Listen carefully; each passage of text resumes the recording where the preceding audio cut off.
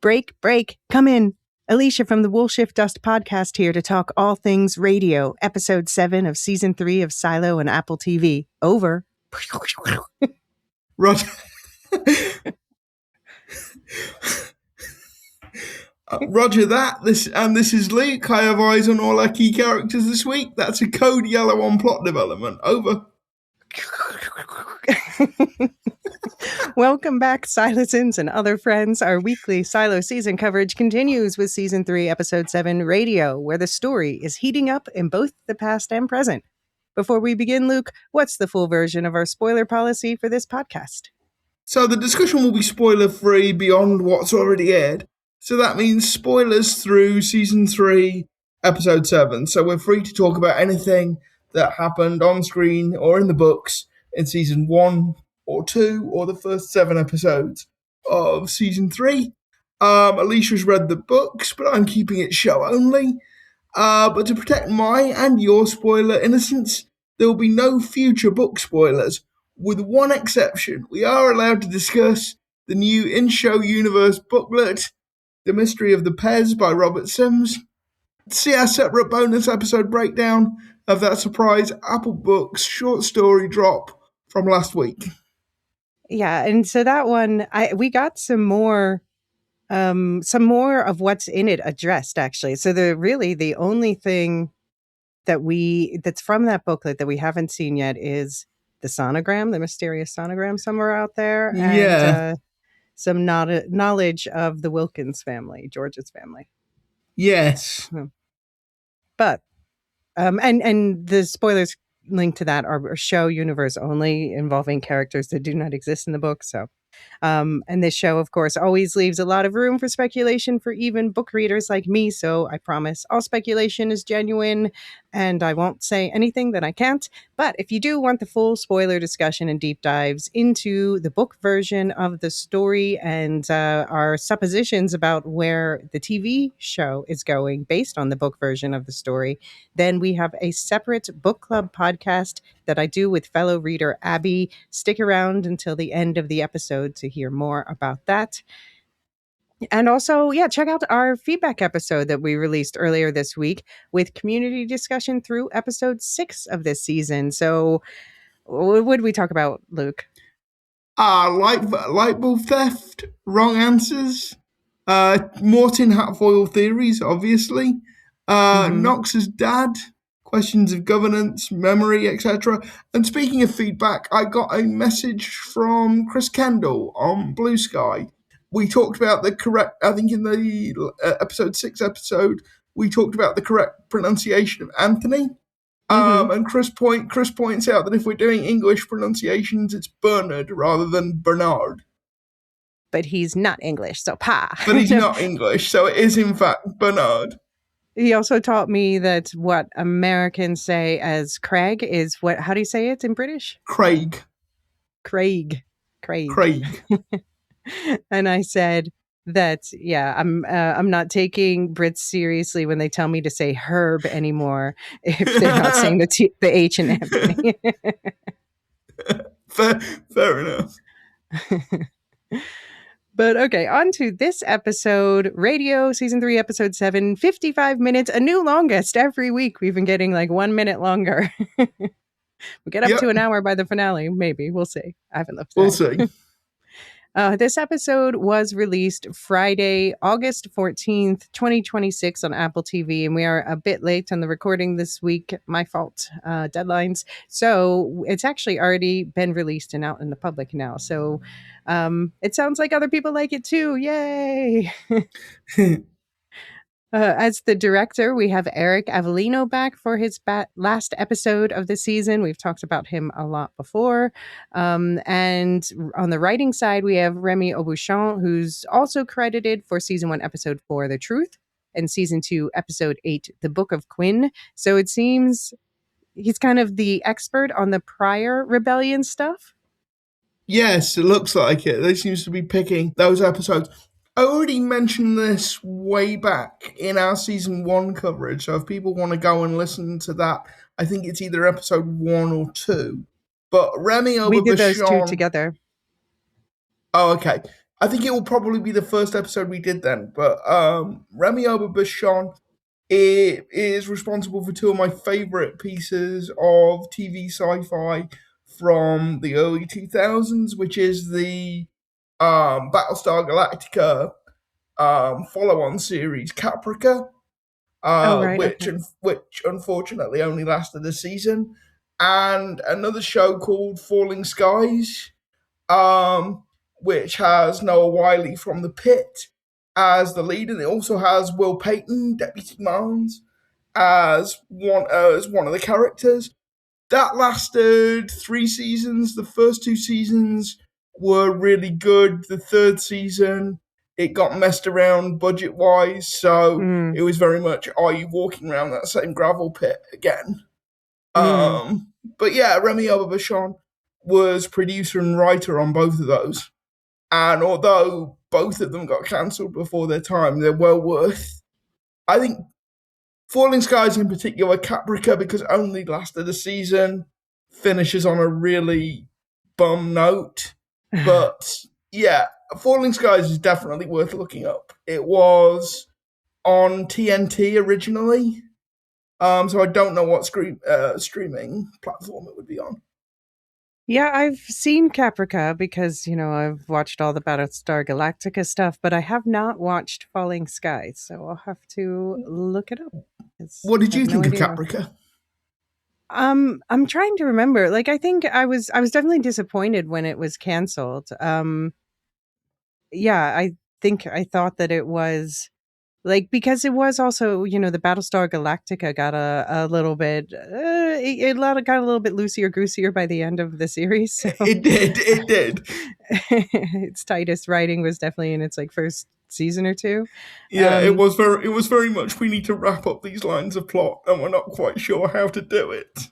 mm, yeah. So, but I liked it. I liked it, and I'm gonna look up. I've opened Falling Skies. I'm gonna look it up later where I can watch that. Okay, like I said, the first 2 seasons are very good. The third season, the plot starts writing checks that the budget can't really cash, so Gotcha. the quality definitely declines.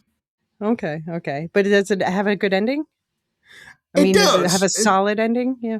I think it does have a solid ending, and Will Patton, who played Deputy Mons, is very good in it, even though it's a supporting Mm, role. mm. Yeah. But of course, we're here today to talk about Silo, the series, the Apple TV series based on the series of books by Hugh Howey, the main trilogy being Wool, Shift, and Dust. And the plot of this episode is Juliet sends Lukas and Kennedy on a mission as a desperate Camille threatens Robert to tell the truth. More than 350 years before that, the Before Times League assembles for a plane ride to the center of the secrets. So, Luke, what did you think about this episode overall? Okay, there is so much going on in this episode. So we find out a lot about the rebellion 140 years before, and the frankly eerie parallels with what Juliet and her friends are experiencing. Um, we find out a lot more about Victor. We finally meet Per Stenson. Mhm. Um, we we don't really like in episode 6. You know, it's sign the NDAs and save the world. In this episode, we don't really know that much more about how we're saving the world, but we do know more about the characters. Yeah, that's lined Um, up for the next episode for sure now, though. yeah, just get to the point. But please, can we stop? Can we stop playing both literal and metaphorical footsie here and get to the point?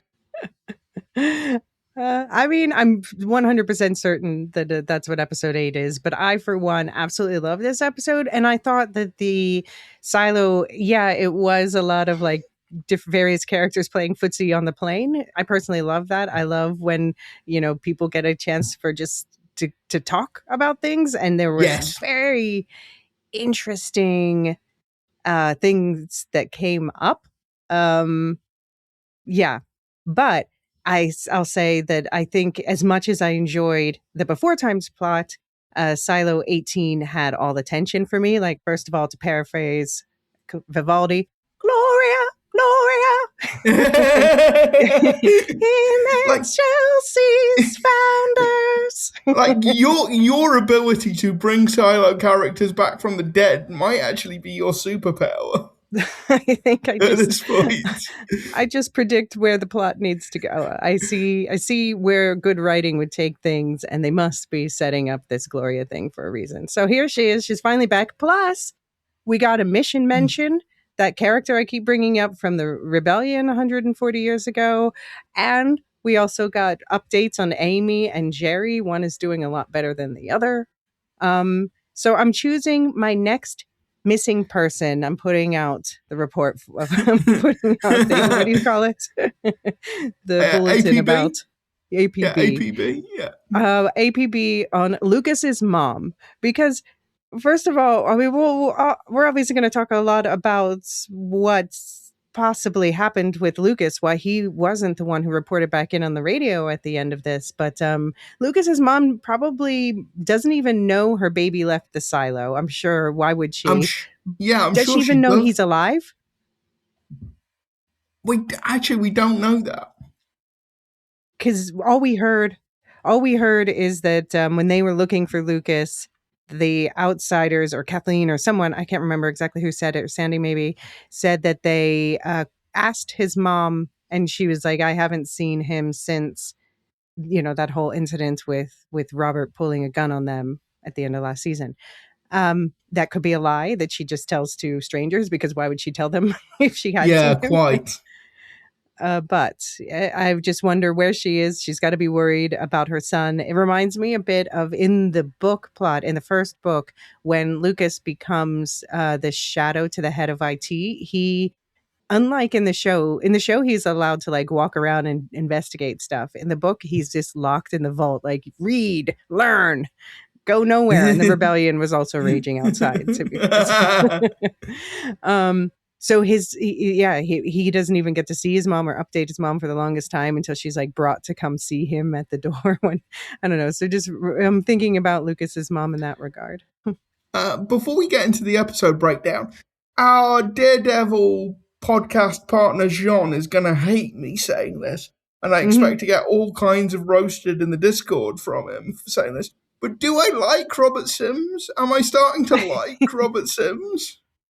Is he on a redemption arc? I've always, well, I mean, it's not fair. I can't really comment further. But I think that we see here, like, it's definitely he and Camille have swapped places in a lot of ways, perhaps in their son's eyes. Yeah. Like, she's the badass, mommy says, and he's like, daddy says, let Anthony decide. Yeah. Oh, and we have some important news from the real world as well. Speaking of couples, we learned a thing. What did we learn? That Paul and Kathleen Billings are actually married. So that's Chazza Uche and Caitlin Zoz are not just a couple. They are not just married. They were apparently high school sweethearts. Yeah. So it just goes to show you that when Luke and I are looking into the silo stuff, we're not looking into private lives. That's not really what we're doing. But I just saw it on Reddit. Someone was saying something about like, did you know they're married in real life? And I was like, no. And I looked it up, and I even found an old podcast that they did like 7 years ago or something. And they're talking about Chinaza Uche was talking about a new Apple show coming up. I'm like, it's going to be Silo, but no, he was talking about Dickinson. I was like, oh yeah, well, it is 7 years ago. Okay. So yeah. Do we know whether this is the first time they've acted on screen together? I didn't hear them. Not, I mean, in a significant way, I think. Okay. I mean, I didn't hear them like bring up something else that they had done. Maybe, a student film in school or something. I don't know. But as far as I know, if anyone knows any differently, please tell us. Because, like I said, we're not into the private lives of the actors per se, but this is really fun to know. Yeah. I wonder. I also like we're not going to know this, but I wonder whether they auditioned together, or whether they auditioned separately and both got the parts. Maybe, or maybe, I mean, because he presumably already had like some sort of ongoing relationship with, Relationship with Apple, yeah. right? Because he did Dickinson, for example. So presumably he was first in the door, but maybe they're like, oh, we need to cast a wife for you. And he was like, I happen to have a wife. I know somebody who would be perfect for that role. Oh, but that's great. I love it. All right. Shall we get into the episode itself? Yeah, let's.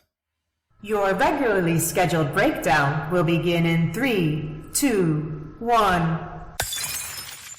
Okay, so it's a tangled web of plots woven this week, but we're going to try to unwind them one thread at a time. So we'll navigate this together. And we're going to start with the before times this week with a private plainside meet and greet. Picking up from episode 6's cliffhanger, Senator Thurman, Laura-ous, and her fixer Henry, Reed Birney, lead Congressman Daniel Keene, Ashley Zuckerman, and journalist Helen Drew, Jessica Henwick, I'm going to keep being it that one person's nightmare, sorry, into the private plane hangar. They find Daniel's sister Charlotte, Jessica Brown Finlay there, waiting for them with her Dr. Victor Cernkovich, Matt Craven, real last name Cernkovich, and the senator's daughter, Anna Thurman, Morven Christie. But they can't tell Daniel and Helen anything until they sign some non-disclosure agreements. In strolls tech giant and owner of the Stenson Memory Clinic, Per Stenson, Colin Hanks, telling them the threat for violating these NDAs is Gitmo. But if they do sign, they will learn the world's most important secret, and he'll throw in $100K to sweeten the deal. Fine, $1 million each. What did you think about this? I mean, okay, so if we're calling the Silo 18ers the Silo Vengers, is this like the Before Times League? Yes, this is the league to save the world. Yeah. What did you think about this first gathering of the Before Times League and the long-awaited introduction of Per Stenson? I think I'm going to like Per Stenson. I like the way Colin Hanks is playing him. And in the show notes, you've got what I consider to be the best line of the episode. I'm Per Stenson. We know who you are. Oh, I know you know. I'm just being polite. My social team says I need to do that. When he says social team, is he talking about a social media team, do you think? Yeah. Or is he actually talking about a team of people to help him be more pleasant towards people in real life as well? Well, I mean, it's his PR team, which would do both. Yeah. But yeah, it was also he comes in waving around money, and it's like Helen, she states like, I have 700 in my bank account, and my immediate thought is like, rich bitch. So he's like 100K, and then I was like, each? And then he's like, oh fine, $1 million each. I'm like, well, I mean, you had me at learning the most important secret in the world for freezies, but I will take that $1 million. I will take that $1 million and sign and hear what you have to say. Yeah. It doesn't mean I'm committing to do something. I'm just hearing what you have to say. And I guess promising to keep a secret with threat of Gitmo. Do you want to explain what Gitmo is to those who don't know? Or as they put it, actual fucking Guantanamo?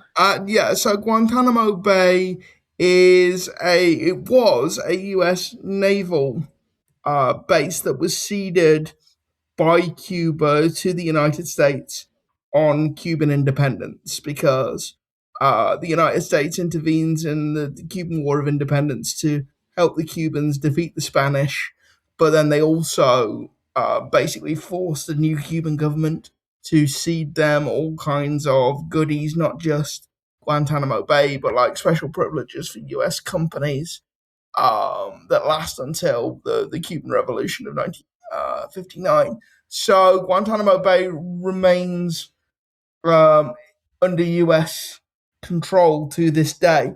But obviously, after 9/11, it's turned into a prison for Al Qaeda suspects and other people that the Bush administration doesn't want entering the regular court system because even though it's controlled by the United States, it's neither part of the United States nor part of Cuba, although the Supreme Court, in a series of decisions, did say that actually for certain purposes, people held at Guantanamo Bay do have access to the regular US court system in a very limited way, but that's very complicated and nothing to do with Silo.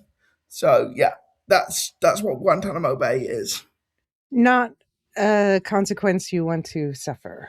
No, no. Not a place you want to be sent. Yeah, and of course, Parrot's like, I'm thinking about buying the island, not just the base, the whole island, because it's beautiful. Like, and I like Helen. I continue to like Helen, and she says like, you can't just buy everybody. Although he proves throughout the episode with the things he drops that he can.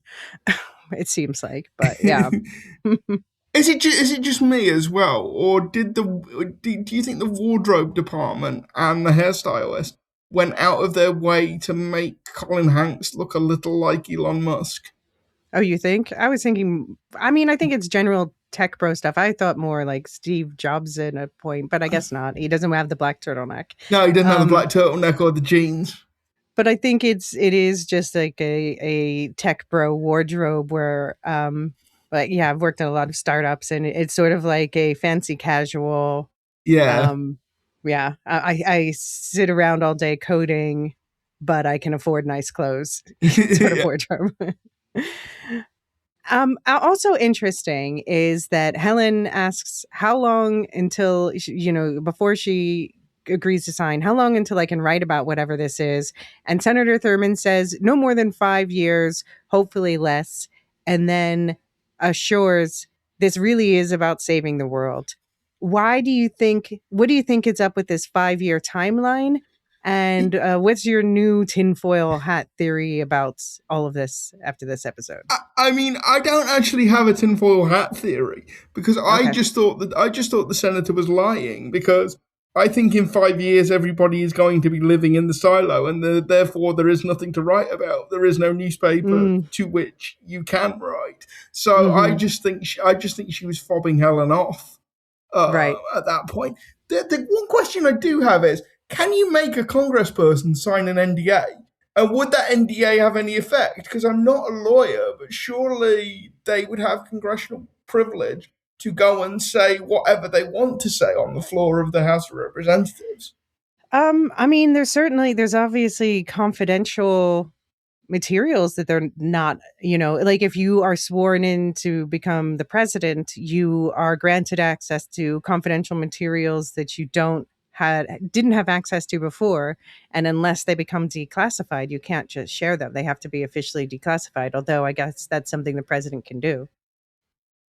Yeah, I'm only thinking, I don't know whether this is the same in the US, but in a UK context, if an MP stands up in the House of Commons, they can say whatever they want without risk of being sued. It's called parliamentary privilege.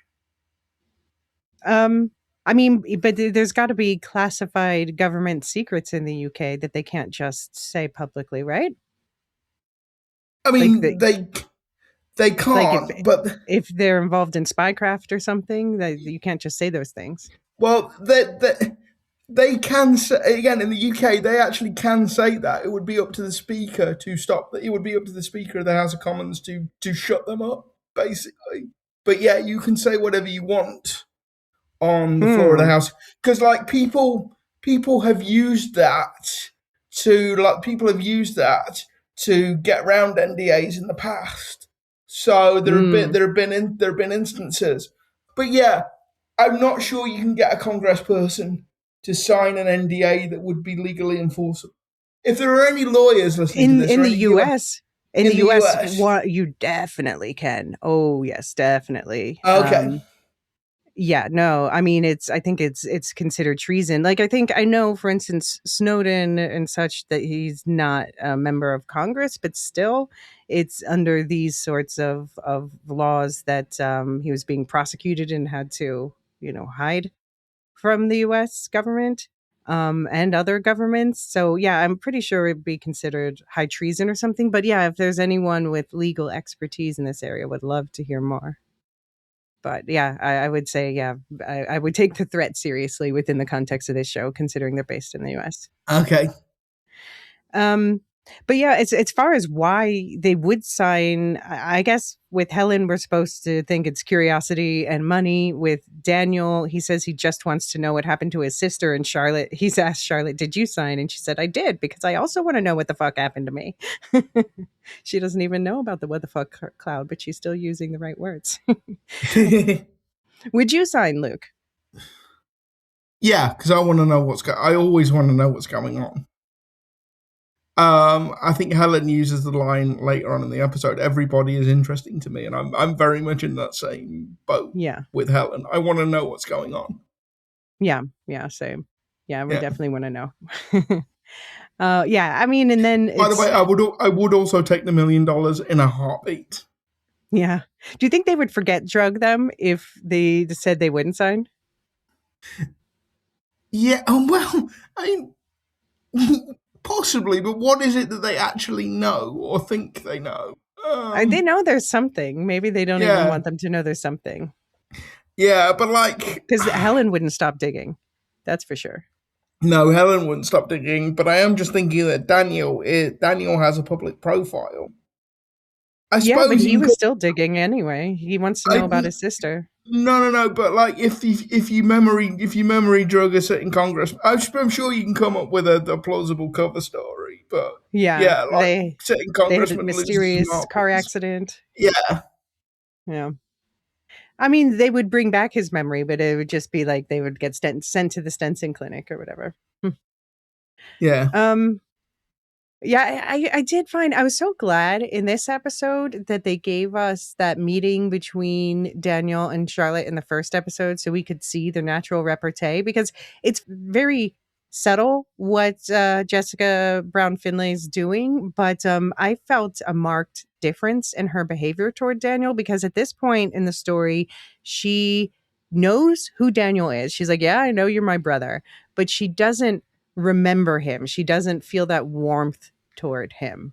And yeah, so she sasses him later and he seems a little bit relieved by it, but it's not the same. She's sassing him because that's who she is, not because that's who they are as siblings. yes. And I think also it's that I've been told this is who I am and this is who you are. So it's an actor playing somebody playing a role. It's almost like, Yeah, I think it is just her personality. In this case, that's just her personality peeking through, but it's not like their repartee, it's just her. yes, It's not a dual thing, it's a one-sided, I'm just being Charlotte. yeah, I think that's right.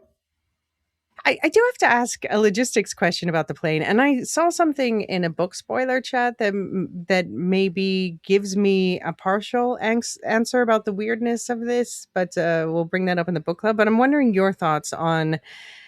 Okay, so we know Daniel and Helen started in DC and they got in this car. They were going to go not too far away down to Norfolk, Virginia, just a few hours, but then the car was carjacked and they were driven somewhere. We don't know exactly how long they were in the car, presumably a few hours.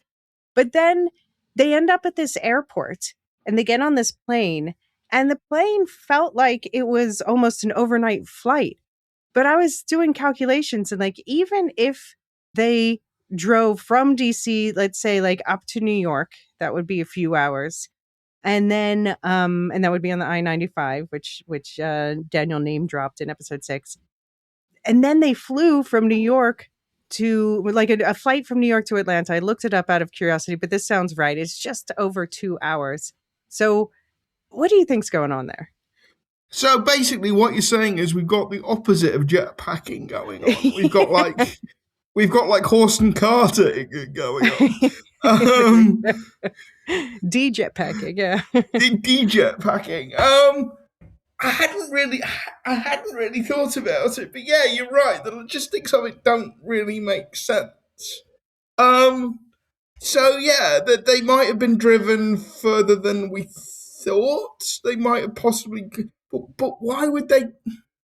Yeah, Or yeah, and so I'll say that the thing that I saw made me wonder, if what if they were just flying around in the air for reasons? Yeah, just to give them time to have a conversation. I mean, from the writing perspective, certainly that, but yeah, maybe in universe too. Yeah, because I mean, Per Stenson, he's really just taking Daniel and Helen along. A, because he sort of has to, but B, also on Senator Thurman's kind of word that they're persuadable. So Hmm. maybe part of the flight was to sort of check out whether, because you can get them to sign all the NDAs you want. That doesn't actually mean that they're gonna honor them. So maybe they were trying to weigh whether these people were gonna blow the secret before they told it to. Hmm. Okay. All right. Well, let's take a quick break here. When we come back, we'll talk about those mile high conversations.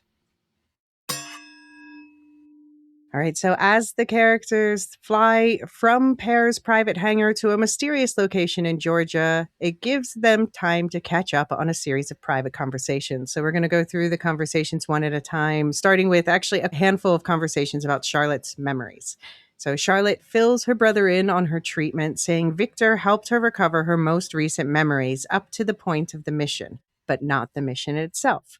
Later, Victor sits with Daniel and emphasizes that everything he said to Daniel last time they met is still true. He is Charlotte's doctor, and he does need Daniel's help restoring her memories, her childhood memories especially, whatever else is going on with the NDAs and the fate of the world. Victor tells Daniel the story of his wife and daughter Lulu's death and how he can know it happened without remembering the intense pain of his child dying in his arms. So, what do you think about all the memory stuff this episode with Charlotte and Co. and Victor? I think you get a better sense. I mean, we sort of already knew this. We sort of already suspected this about Victor, but I think it's useful to have it confirmed from his point of view that that was why he was developing the memory drugs. And I think it's you can understand why he would want to do that and how he would think what he was doing was helpful both for himself and for other people. But ultimately, I think Victor is wrong. You need to remember there are ways of doing it safely, and there are ways of doing it in ways that are healthy. But ultimately, to be a rounded human being is to experience pain and loss and grief. And if you take that away from people, I think you are taking part of their soul, for want of a better word. Hmm. Um, people in the Discord have made this comparison, and it's a strange one in the context of Silo, but it very much reminds me of that scene in Star Trek Five where there's a character in Star Trek Five that can do what Victor that can sort of do what Victor is proposing, which is basically to take people's pain away from them. And William Shatner, Captain Kirk, does this quite long soliloquy about the importance of pain to his identity, to who he is, and where he's come from. By the way, I'm not recommending that you watch. Well, I am recommending that you watch Star Trek Five because it's a crap film, but it's a crap film that's oddly kind of good. It's so crap that it goes all the way round and comes back to good. But yeah, it very much reminded me of that. Um, and yeah, there is a kind of distance between Charlotte and Daniel in the sense that Charlotte knows that she should love Daniel because he's her brother, but she doesn't because she can't remember him or can't Right. remember him properly anyway. So Hmm. yeah, I think you're right that Jessica Brown Findlay is doing a really good job here of communicating that there is that distance still between them. And the thing is that distance might always exist from now on because even if she gets her memories back, they won't be the original they won't be her original memories. Hmm. That she will always have doubt. Or if it was me anyway, I would always have doubt what's been left out. I would always be questioning what's been left out. Yeah. Well, I have to Yeah. say, yeah. I think this is a strong change for various reasons, but I've said that this whole thing about her losing her memories like this is new for the show. And I understand that the many reasons why they're doing it, one of which is, the paralleling with Juliet's experience in the Silo 18 timeline and all that. But as a book reader, it does give me this sort of ache in my heart of yeah, the distance it puts between the brother and sister.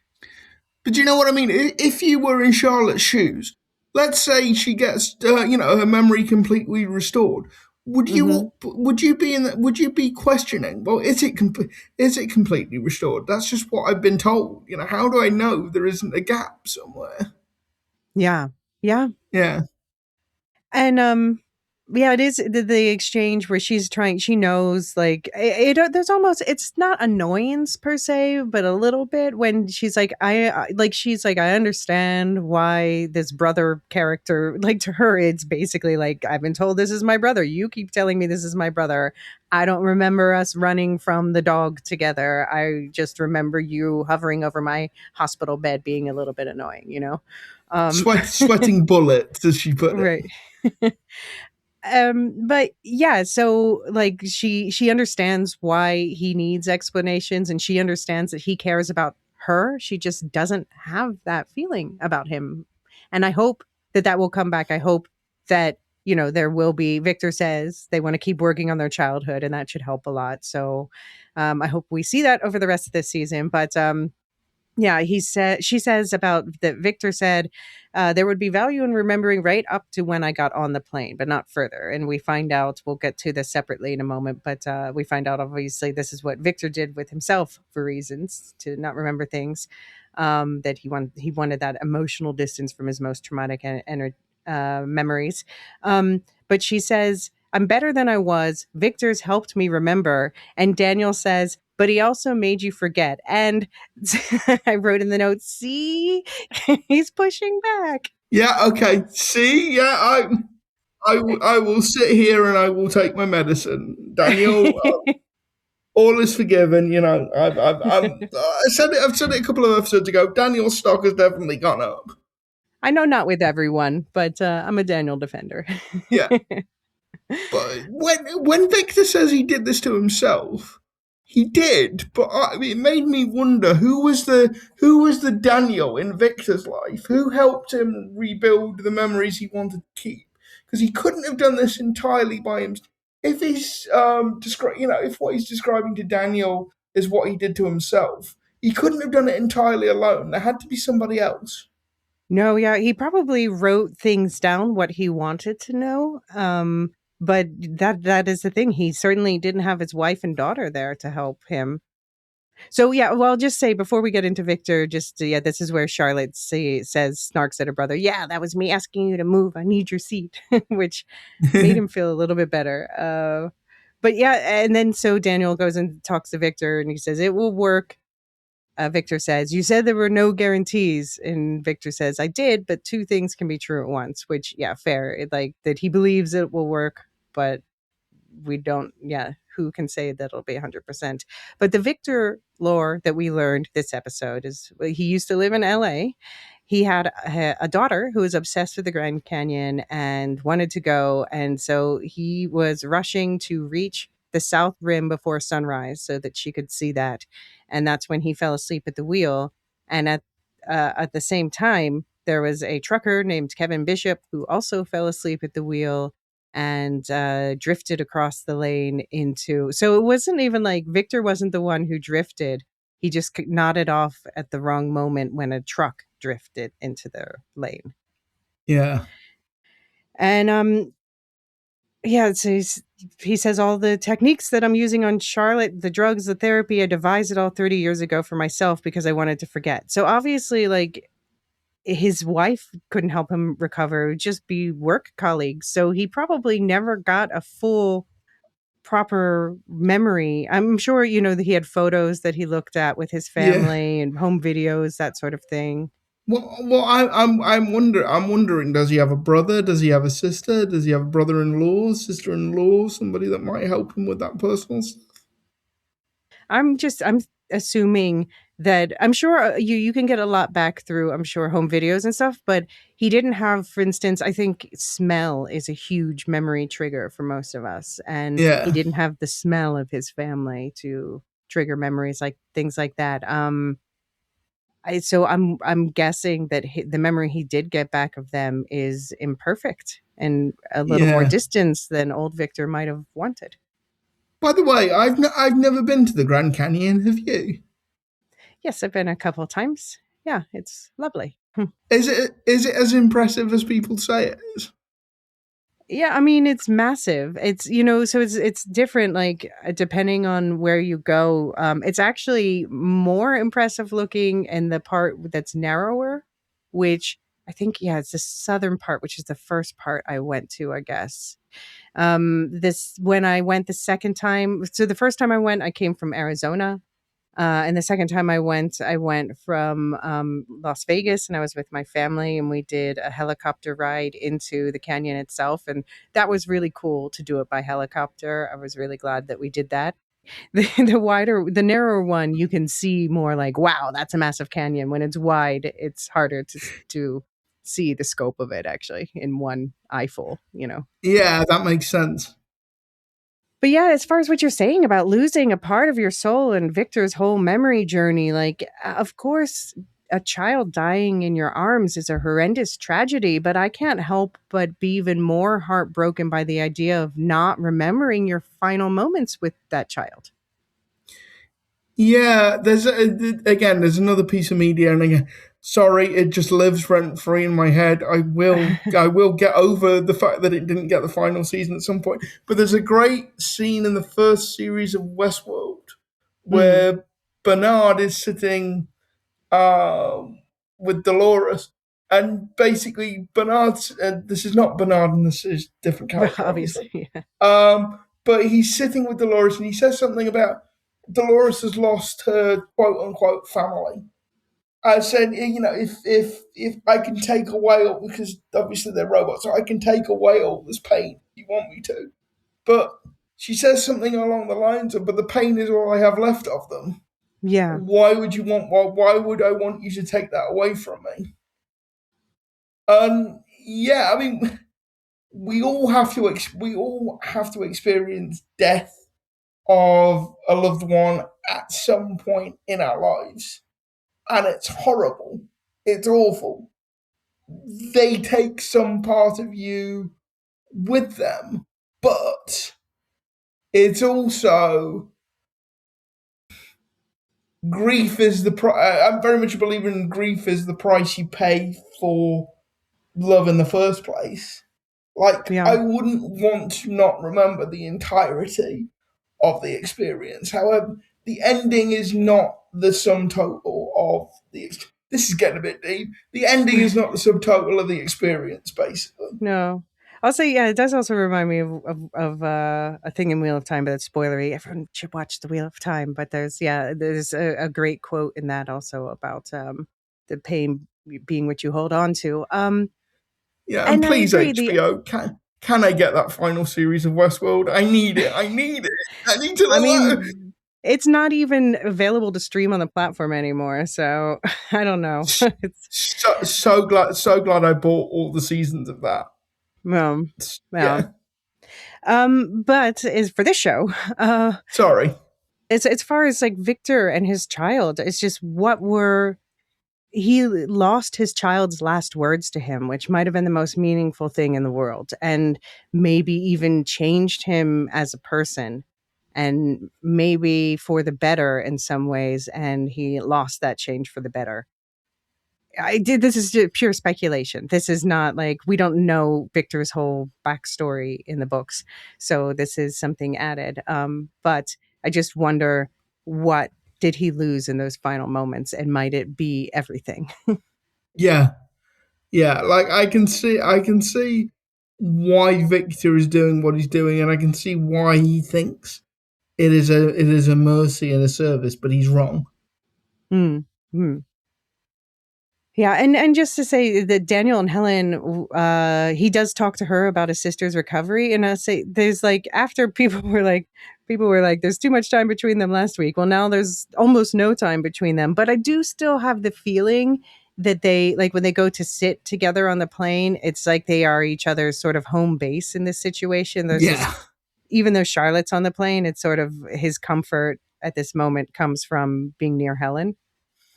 yeah, You agree? Yeah. yeah, definitely, definitely. Um, yeah, and I think just because they don't spend a lot of time together, I think Jessica and Wigan Ashley's come and have, like we said before, they have really good chemistry, so they don't Hmm. need to spend a lot of time together to communicate stuff to the No, audience. no, we got that last week. But we also learn a lot more about the other older gentlemen on the plane. So, unlocking Henry. Henry admits to Helen that the minivan they were trapped in was bugged, and he heard everything they said. His respect for her has increased now that he knows the truth behind her alleged journalistic fraud. And not to worry, the NDAs ensure that this information will remain a secret as well. Helen asks the man about his background, and he says he spent 20 years in military intelligence and then ran his own private firm before meeting the senator during her first congressional campaign and going to work for her, at first as her driver. Now, he says he doesn't really have a job title. He just takes care of things for the senator and her daughter, Anna. And first of all, we're calling him Henry because that's how he's credited, but he still hasn't even said his name, has he? Is that part of the No, NDA? His name? I don't think he's going to. No. Uh, no, I don't think he will ever say his name on screen. I will make that bet now. Okay, we'll see. He's Henry in the credits, so we'll keep using that name until we get anything better. But yeah, I liked he called them out. Like Helen lied to him. Helen, Miss Journalistic Integrity, still can't sleep. Daniel and I slept in the back of the minivan when you were driving it, and he's like, "I know that's a lie because you were bugged." And he says, "It wasn't me driving it," which is fair. um, do you have thoughts on how the self-driving of this dumb van mechanism worked?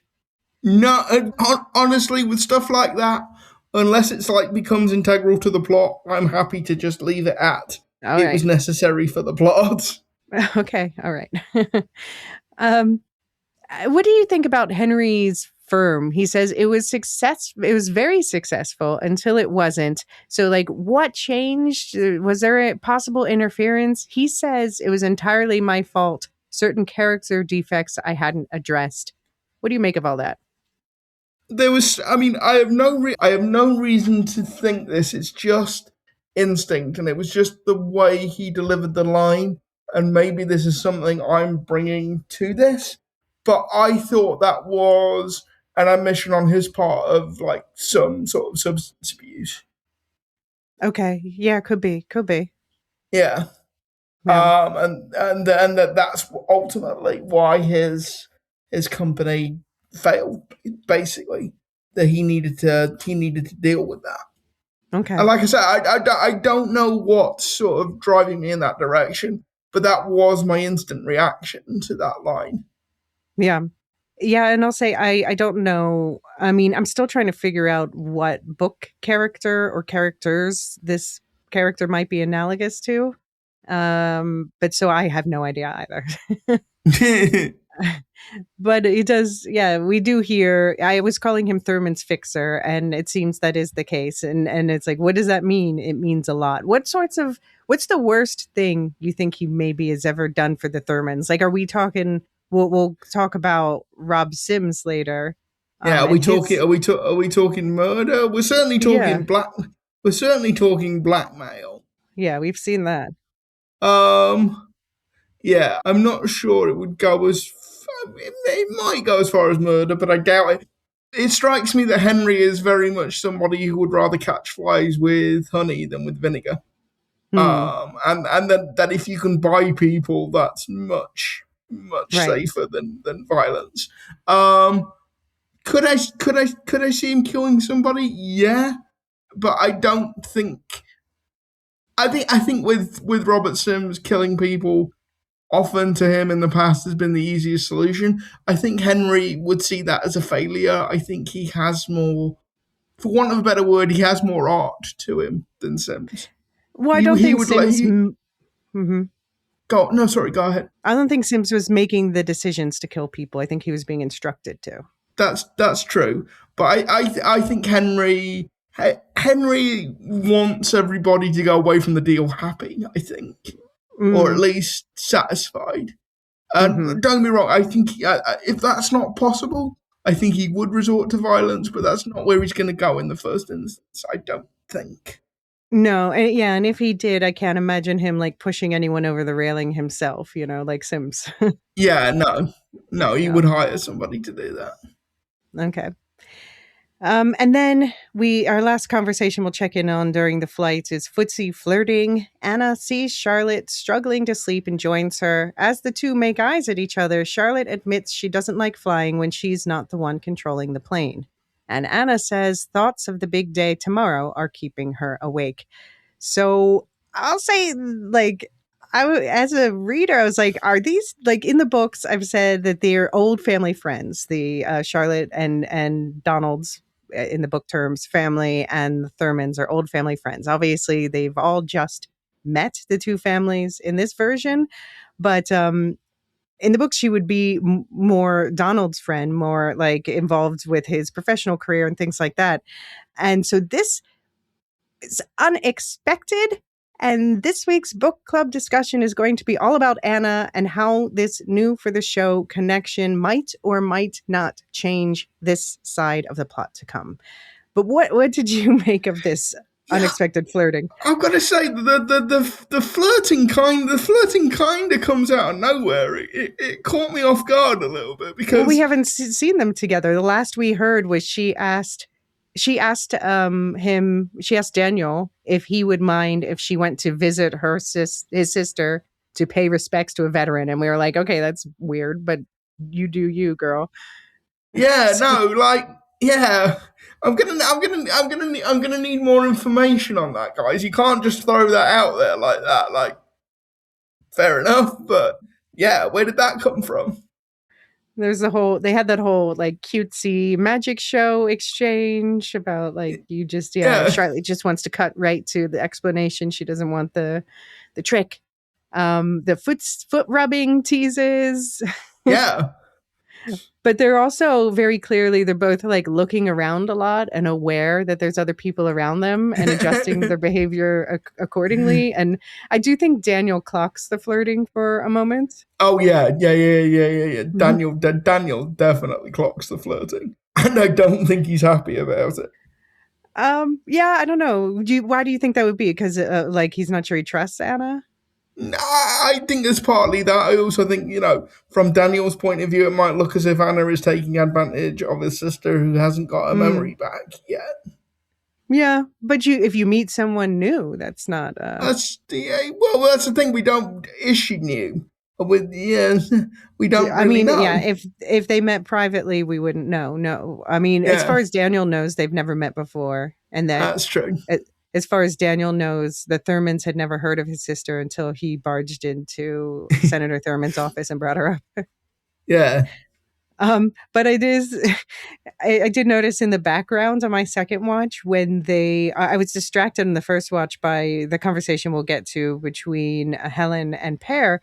But in the background, while they're walking away from the plane to the helicopters, Charlotte and Anna are walking together and kind of giggling, and then Anna yells to her mom, like, "We'll take the helicopter in the back," and they run off. Oh, I didn't notice that on either of my watches. So good spot.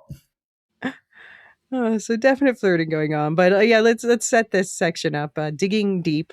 As dawn approaches, the group flies past Atlanta to a location in Georgia where Pear has purchased a large tract of land. The group disembarks and boards helicopters. Through the window of one of the helicopters, Daniel sees one of the giant diggers he designed for his previous Army Corps of Engineering work in New Orleans, and it's digging.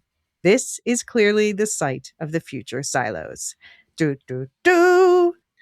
What did you think when you saw that? Well, it's like we've known from episode 1, that Daniel invented a special digger. I wonder what the special digger could be used for.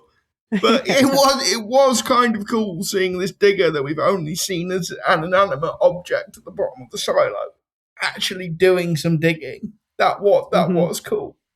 Um, and yeah, like I think we'll talk about it in a second, but one of the scene what the scene does sort of relate is just how insanely rich Per Stenson must actually be for Mhm. like a whole variety of reasons. He's got to be like Bezos levels of wealthy, if not wealthier. Like there's just some crazy stuff going on here.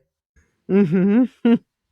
Yeah, so we find out that he he purchased 300,000 acres. He translates that into 400 square miles, and then I did a conversion. That's 1,040 square kilometers. So that is a buttload of land.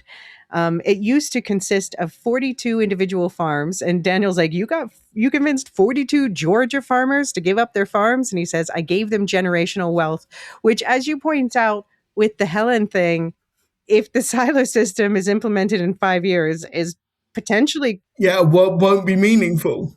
yeah, quite a dickish thing. Like he just threw a bunch of money at them that they can enjoy for now, for the next 5 years, I guess. um, so about the project, I'll say it's interesting. They didn't know they were headed to Georgia until Daniel looked out the window and saw the Atlanta skyline right before they arrived. So again, it's like, why didn't they just tell them where they were going? And it seems like they were intentionally trying to disorient them, and maybe that would be a reason of going around in circles. Um, Yeah, and it does seem here like, because I'll say in the book it was a government project, and here it seems more like a private, or at least privately funded project that's not going to be public knowledge for now, at least.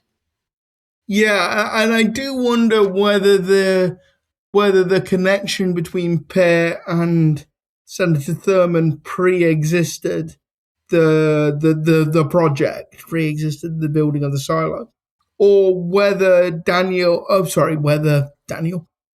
Pear had gone Mhm. away and like done research as to where is the best place to put these silos. Oh, we figured out it's Georgia. Let's get the senator from Georgia on side. So, in other words, is it being built in Georgia because Pear had a pre-existing relationship with Senator Thurman, or does he Mm. have any relationship with Senator Thurman because he is building the silos in Georgia? And it is interesting. We don't know yet where Pear is from. I guess because of the tech stuff, I'm like, he must be from California. That's not necessarily true. And we find out that Victor was originally in LA. So then I wonder if like they met up, whatever that Victor and Pear met up, because obviously Victor is working at the Stenson Clinic, which has Pear's name on it. And we found out he created, apparently, to either honor his mother or treat his mother. That's not clear. But his mother was Yeah. Gloria. Was it Gloria Stenson? Am I making that up? Uh, Um, I'd have to go back and rewatch it. Heidi Stenson. It was Heidi Stenson. Heidi. Okay. But yeah, so he created it, something to do with his mother. So did he and Victor meet in California? But then the question becomes, why is the clinic in Georgia? It's a good question. We hear Daniel does ask Senator Thurman, like, whose idea was this whole thing? And she says, he's the brains. I'm just a believer. I feel like that's a typically political, cryptic thing to say. Yeah. Yeah. But okay, here's my question. In terms of all the footsies being played, is Pear paying extra attention to Helen? Yes. No Is he, question. he likes the Helen sass? He does like the Helen Sass. Like he's clearly somebody who hasn't been told no by anybody in a very long time, and I think he finds that quite attractive. And also, let's face it, Helen Drew she's good looking. Let's not beat about the Yeah, sure, bush. sure, of course. Yeah, Yeah. but I don't know whether this season whether the writers have changed their approach slightly this season, but this season does seem to have a lot more like one-liners and a lot more humor in it than Okay. season 1 and 2. I think, You think? Okay. yeah, I don't know. I think they're like Patrick was often our comic relief in the first two yeah, seasons. All right, but we've got to talk about this conversation Helen and Pear have. So, okay, Helen says, I gotta ask, that rumor going around. I'm not a robot. No, the other one, the unicorn. Oh, that one's true. I thought it was a joke. No, we have the science. We created our own gene editing technology. It makes CRISPR look like Fisher Price. We did some magic with horse, narwhal, and rhino DNA. It would have worked too, but I scrapped it. You had a momentary burst of not wanting to be a mad scientist? I talked with the 10th richest man in the world, and he offered me $1 billion if I created my unicorn, and he could hunt and kill it. Fucking billionaires. They ruin everything. So what do you make of all this? I love the fucking billionaires. They ruin everything. Like, and I also love the... He says completely self-aware, yeah. Yeah, and I also love the I am not a robot. Clearly he has had that conversation so many times. That feels like a Mark Zuckerberg reference. Yeah, although how would you know? Yeah, watch the Oscar award-winning short film from last year, I Am Not a Robot, Dutch film. You can find it on YouTube. But also, like, why would a billionaire think offering Per Stenson $1 billion would do anything? That's like saying that would be like me coming along and saying I'd like to kill your unicorn. Here's £10. Like, that's not gonna move the needle. He doesn't need another $1 billion. I'm with Per here. If you could create a unicorn, why would your first reaction be to want to hunt it? Like, yeah. No, I'm definitely with Per on that. But I do wonder how many billions is Per the first wealthiest? Did they say? Yeah, they something like that. I'm the richest man in. Oh, okay. Sorry, this is maybe a spoiler, but no, he's the richest man. I saw somewhere else. So okay. Don't look at it. Also, if you were a billionaire and you had access to the technology, would you want to create a mythical creature? And if so, which one? I mean, a unicorn's a good one, but the thing is, like, you're not creating a magical unicorn. You're creating a horse with a bone sticking out of its head. Yeah, with a bone sticking out of its head. Which may not be convenient for said horse. Well, that's true. That's true as well, and also it's not going to be able to fly. So yeah, no, it's not a Pegasus. Yeah, I've got to say, speaking of things that can fly, if it was me, and this is after watching a lot of Hot D, you surely got to try and make a dragon. That would be cool. Literally making the animal nuclear bomb. Literally, yeah. I mean, come on, it goes boomily. It makes things go boomily.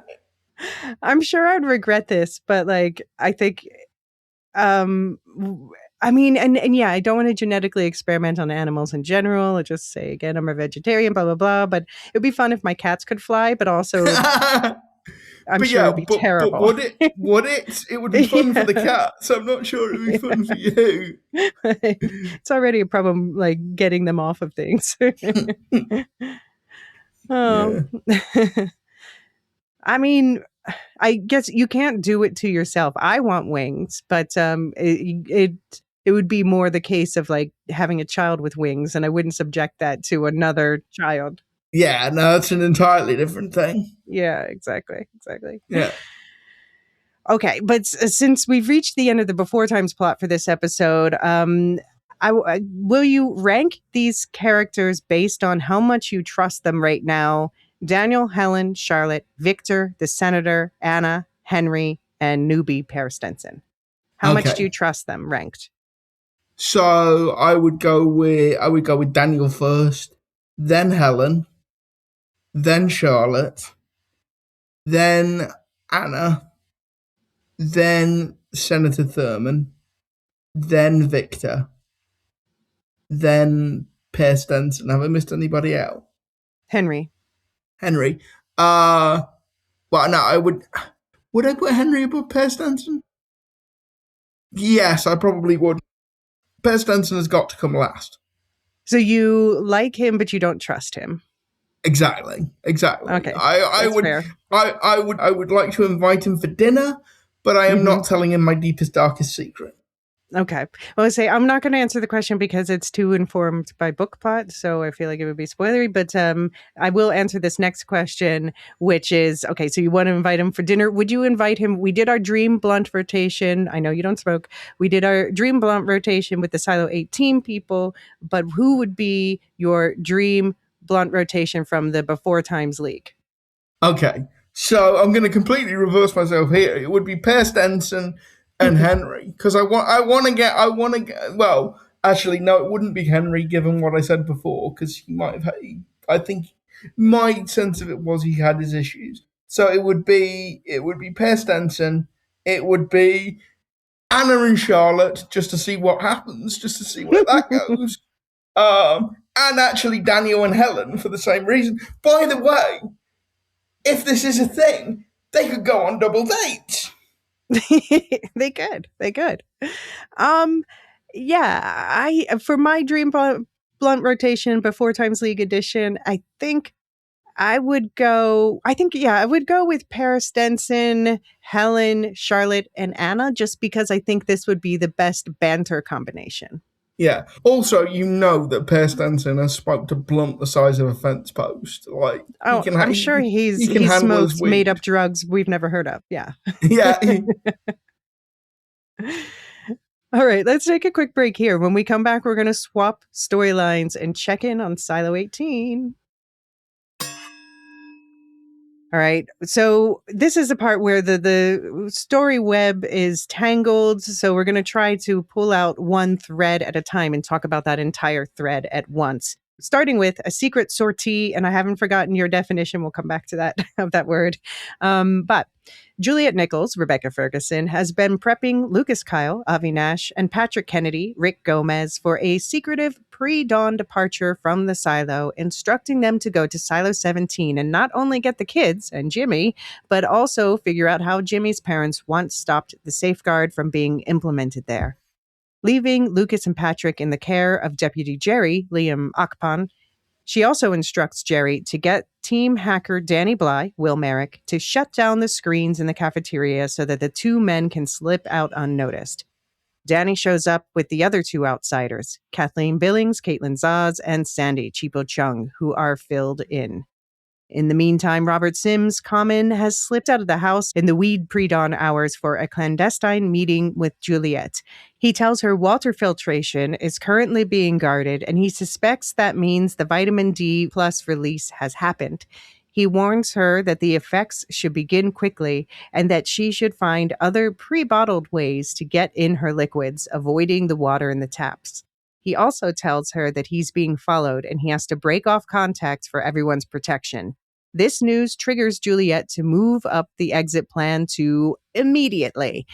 Martha Walker, Harriet Walter, arrives to see the two men off with instructions on using the radio to keep in contact.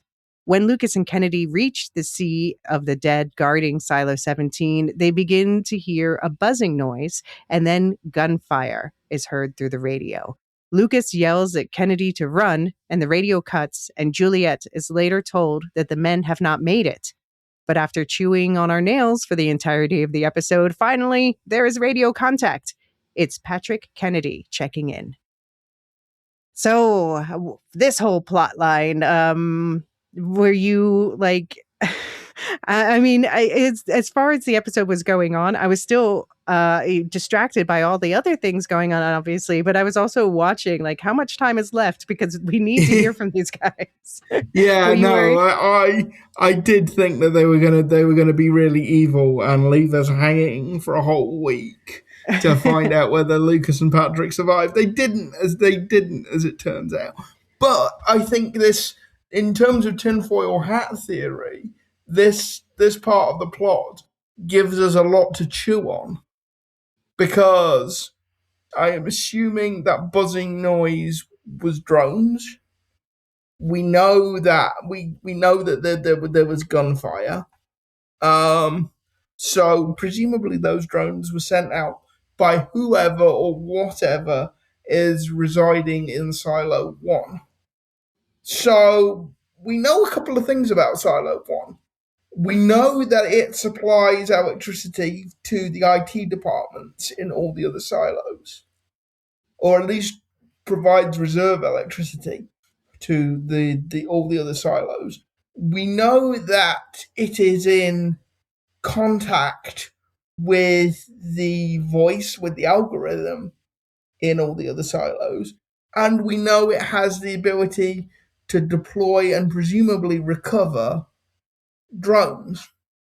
So I think we can take that as meaning that Silo 1 is substantially bigger than the other silos, that it has access to superior technology to the other silos. Is there anything else? I mean, I will neither confirm nor deny these suppositions. okay. So, what I wonder is there like a ultimate bad baddie, the ultimate head of IT in Silo 1, and they are controlling all of this? Or do the general population of Silo 1, if they exist, are they all in on it, is what I'm saying? Are there like 10,000 or more people in Silo 1 that are not living, that are, if this idea is, if this is all a social experiment, are they the group that knows what's going on, knows what the silo was built for and why, doesn't have the pack, doesn't have the order? Does that mean there are a group of survivors of whatever Holocaust caused people to move into the silo who actually know what the deal is? Okay. And you can neither confirm nor deny any of that. No, I will neither confirm nor deny any of that. But I think you're asking great questions, and I'm glad you're asking them out loud. Okay. Let's jump back to the to Sims. So when we see him, we'll do a whole other section about his drama with Camille this episode. But just to talk about how the episode begins, it's notable that it opens on Anthony's face sleeping the entire episode. That's the first thing we see is Anthony Oscar Coleman. And just a reminder that I think it's a reminder that Robert Sims, but also his wife, is doing this all for their son. Everything, even though they're pitted against each other, as we see particularly come to a head this episode, they are doing it in the way for the same reasons. They just have different ideas about what needs to be done.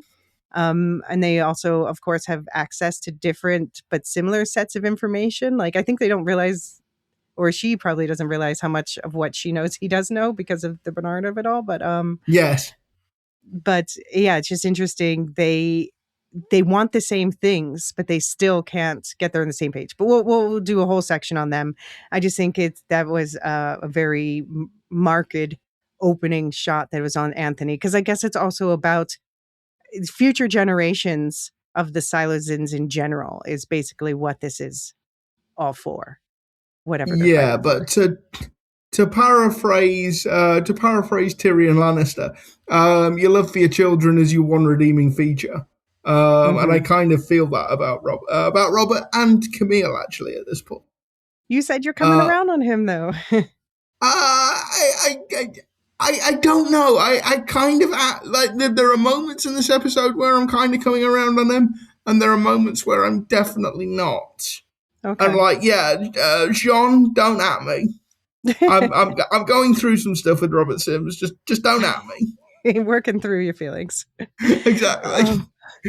I did think it was interesting when he was sneaking out to meet Juliet. He's like, we see him kind of like hiding from the raiders, but he knows the cameras are there. Like he says he knows the cameras are there, but I guess it was important enough that this meeting happened and they chose somewhere where he wouldn't be seen. But it was rich of him to go back and pretend to have been in bed the whole time when his wife could see he's been walking around the silo in the middle of the night. Yeah.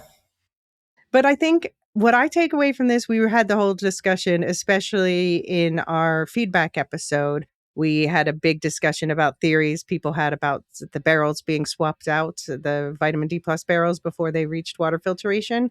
And I think that this episode confirms that Sims did not do that. But yeah, so Robert Sims didn't do that, but I do not rule out at this point Camille Sims having done it. What do you think? I all along I've thought if anybody swapped them out, it would have been Camille. Because I just go back to that line in episode 6 about the algorithm not having arms or legs. I don't know. I think Camille was trying to. I don't know whether she was trying to tell Juliet something or whether she was trying to tell the audience something. But there is. I think there was more to that line than just Lukas and Patrick. Yeah. So I'm not. I'm sort of 50-50 on this. Because I certainly think Camille would want to outsmart the algorithm, the voice as they call it, if she could. But I'm not convinced that she thinks she can. Hmm. Hmm. So, like, yeah, like literally either outcome to me is equally plausible at this point. Hmm. Yeah. No, I'm with you on that. And I mean, and I do. I just find it so sad for the Simses that they're both all alone in this. Like and Camille, in a way, it's even worse for her because she really feels like she has all the weight of this on her shoulders. Although I'm sure, Yeah, because because at she least the does. Silo Avengers have each other, even if Sims can't have contact with them per se. Yeah, because she doesn't. She doesn't even have a shadow. Right. Right. Yeah. Yeah. It's just her and the voice dealing with it. I'm surprised actually that the voice hasn't insisted she name a shadow at some point. Maybe it's still too precarious. Maybe, but let's say from the voice's point of view, let's say she falls ill or falls down or just refuses to cooperate. There's nobody else left. The whole point of the shadow system, as I understand it, is that there is always somebody ready to step up, take on a role, if the Mm. person doing that role can't do it anymore. Yeah, maybe it would just be, I mean, because it feels like the algorithm is on the brink of initiating the safeguard and just killing the silo regardless. So That's true. maybe By the way, are we calling it the voice or are we calling it the algorithm? when I say I'm calling what's literally the thing. So when I say the voice, I mean the voice that's speaking, and when I say the algorithm, I mean these calculations we keep seeing happening about um that if Juliet does this, then the silo has this percent chance of surviving, that sort of thing. So Okay. um and then we got a lot of like trailer moments in this episode, including we finally got an answer to what Sims meant when he said to Juliet, whatever you're going to do it now. And that was the whole project, send Lukas and Patrick outside. Patrick, though, I was totally overestimating his logic skills. He Yeah. was he's being a total ass. Yeah, but I am definitely shorting stocks in Patrick this week. Like, just stop being such an ass.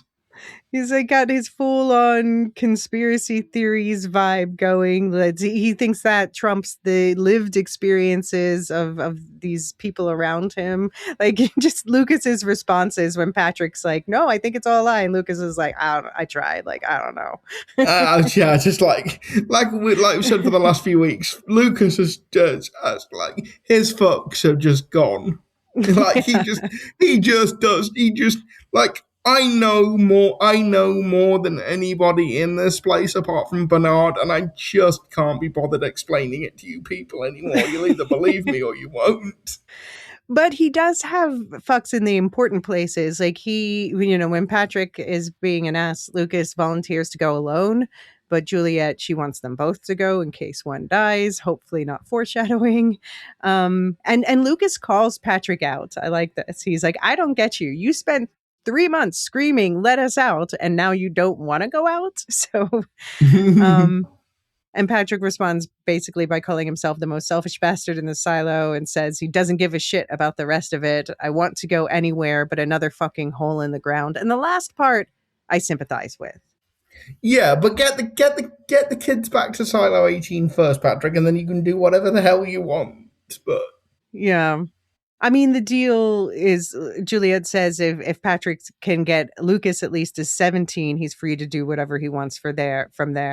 And, he can go see for himself if the world is really dead everywhere. But I think if I were Patrick, like, and I got Lukas 217, and I just learned that other silos existed. I would want to take a peek inside first. Like, you can always leave from there. Obviously, he does go inside, we hear later, Yeah. but Patrick says it's different for him than, say, Kathleen, because he and Danny saw that video, the video from the hard drive of the cleaning that we know is a false video with the fake birds.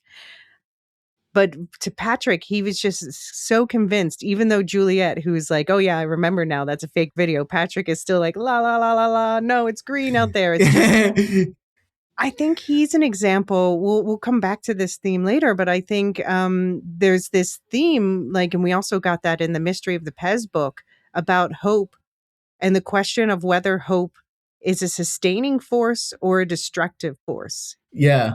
If it makes you pursue things that are dangerous. And I think we're seeing Patrick here representing hope as a destructive force, where he just won't listen to reason because his hope is taken over. Yeah, I think that's right. But also, I do think like the you know the whole thing of just I want to go anywhere, but not another fucking hole in the ground. I think it is hope, but it's also from his point of view, it's a weird mixture of hope and despair because I genuinely don't think he cares very much what happens to him. I think he just wants out. He just wants to know what's going on. And there's a whole scene later on where they're talking about dear departed Doris. Yeah. Well, so let's get into it. So do I do still really enjoy the banter between Patrick and Lukas. We're like, what's going on? Kathleen asks. I'm going out. Patrick says, and then Lukas is like, we're going out. He's like, yeah, we're going out. Yeah, fine. But it was nice to see because, Patrick brought Danny into all of this in season 1 as a friend. So it was nice to see the basis of that friendship. And we see Danny is a bit more reasonable in this regard. He's like, I just don't know what to believe, basically. But then, indeed, as you said, he reminded Patrick of dear darling dead Doris and said she would be excited for him. So do you want to talk more about that conversation? Yeah, it's just you get an insight into Patrick and Doris Kennedy's relationship. Or actually, I shouldn't have said that because I don't know if they're married or not. But you get an insight. They were married. He said his wife before, right? Yeah, actually, yes, he did. So yeah, you get an insight into their relationship, and the Doris was just as much of an outsider as Patrick is, and I don't mean outsider in the sense of wanting to go out, although that too. But I mean they were like thoroughly alienated from the mainstream of Silo 18 society, and they were quite happy. They were quite happy not going along with the consensus, basically. And you can tell that Patrick really, really loved Doris. Like for him, like she was the smartest person he ever met, kind of thing. And they just seem to have complemented each other really well. If I get my Allison and Holston spin-off, I want to see Patrick and Doris Kennedy in there as another couple as well. Yeah. Well, it was nice to get this. I mean, I did wonder if we would find out more because we got a greater sense of her here where, he says she'd only talk like that if she had a couple of drinks in her, Patrick said. And Danny says, Doris wouldn't actually say she wanted to go out. She was smarter than that. She was smarter than anybody, Patrick says. And said if she was ever sent out, she'd go out singing happy to be free, even just for 1 fucking minute. So it's like, in a way, his irrationality is in memory of his wife. Yeah, partly. Well, some suit techs show up in this scene to help the two get ready to go out, which first of all, I'm like, more people in on the conspiracy. What are they being told? Who are they? I was mildly disappointed as a book reader that neither of them was introduced as Nelson, who's a suit tech in the book who plays a minor role in the 3rd book. It doesn't matter. But yeah, it would almost be easier at this point to name people who weren't in on the conspiracy, to be honest. Yeah. But it does. So Juliet, she switched after talking to Robert. She switched to urgent leave early mode, and I guess this, my guess, and tell me if you agree, is this is because she found out the forgetting drug is already in the water. And so she knows that the silo plans to make them all forget that the two men were even sent outside in the first place. Is that why you think that she decided, actually, we need to do this without Camille knowing? Yeah, I think it was less specific than that because I go back to the Sims line about it being low and slow. So I don't think you would forget something as important as sending two people out very quickly. Mm, But yeah, she wants to speed this up to stop the forgetting drugs taking effect. hmm Do you have any thoughts about when they wait to go out? And we've seen this before when Juliet went out and Holston and Allison.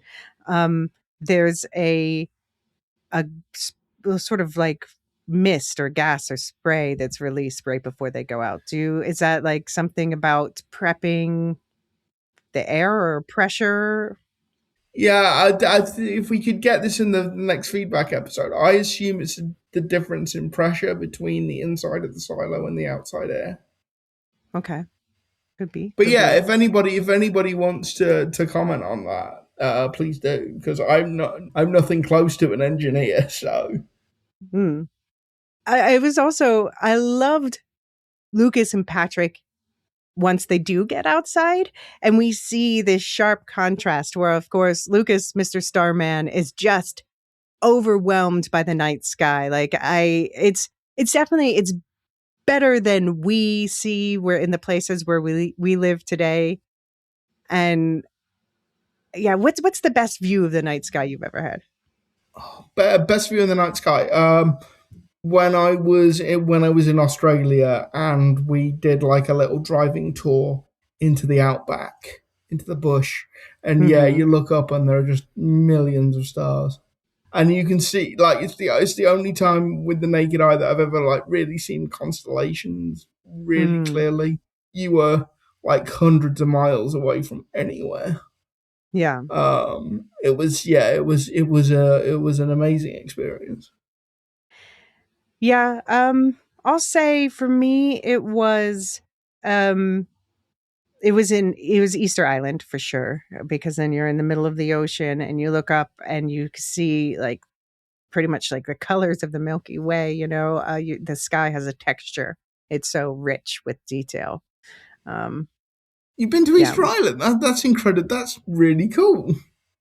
yeah. Oh, you and I were talking about the eclipse that neither of us really got a chance to see yesterday, and I said Yeah, I saw, I saw a full eclipse a few years ago.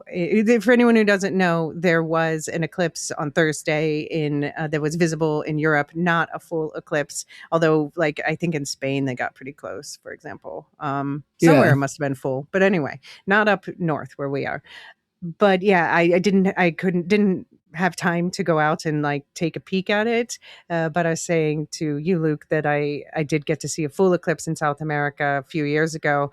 And so when I was in Chile for the eclipse, and then I just looked up like what would it cost to just fly over to Easter Island for a few days. And the flight itself was only 300, so I decided to jump on it. And it was like kind of off season, so I was really glad that I did it. It's one of my favorite places I've ever been. That's amazing. And I got to see really cool night sky. Yeah, But of course, for Lucas, yeah, it's like he's like it's a lot bigger than I expected, which is an interesting contrast with Patrick, who's not looking up the sky, but he's looking around at the ruined earth around him, and he says, "It's just nothing. There's just nothing," and it's just such a clear difference yeah, in their characters. yeah. Hmm. I'm sorry that I put this in the notes, but I have to ask, did you wave to Holston and Allison when they passed them on the hill? I did not wave to Holston and Allison, but I did have a I had a quiet moment of reflection.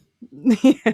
Oh, oh, Yeah, because they're looking distinctly worse for wear. Bless them. yeah, yeah. I'm afraid. Nobody's roll calling them or putting it. Yeah, the APB is out on them. They've been found.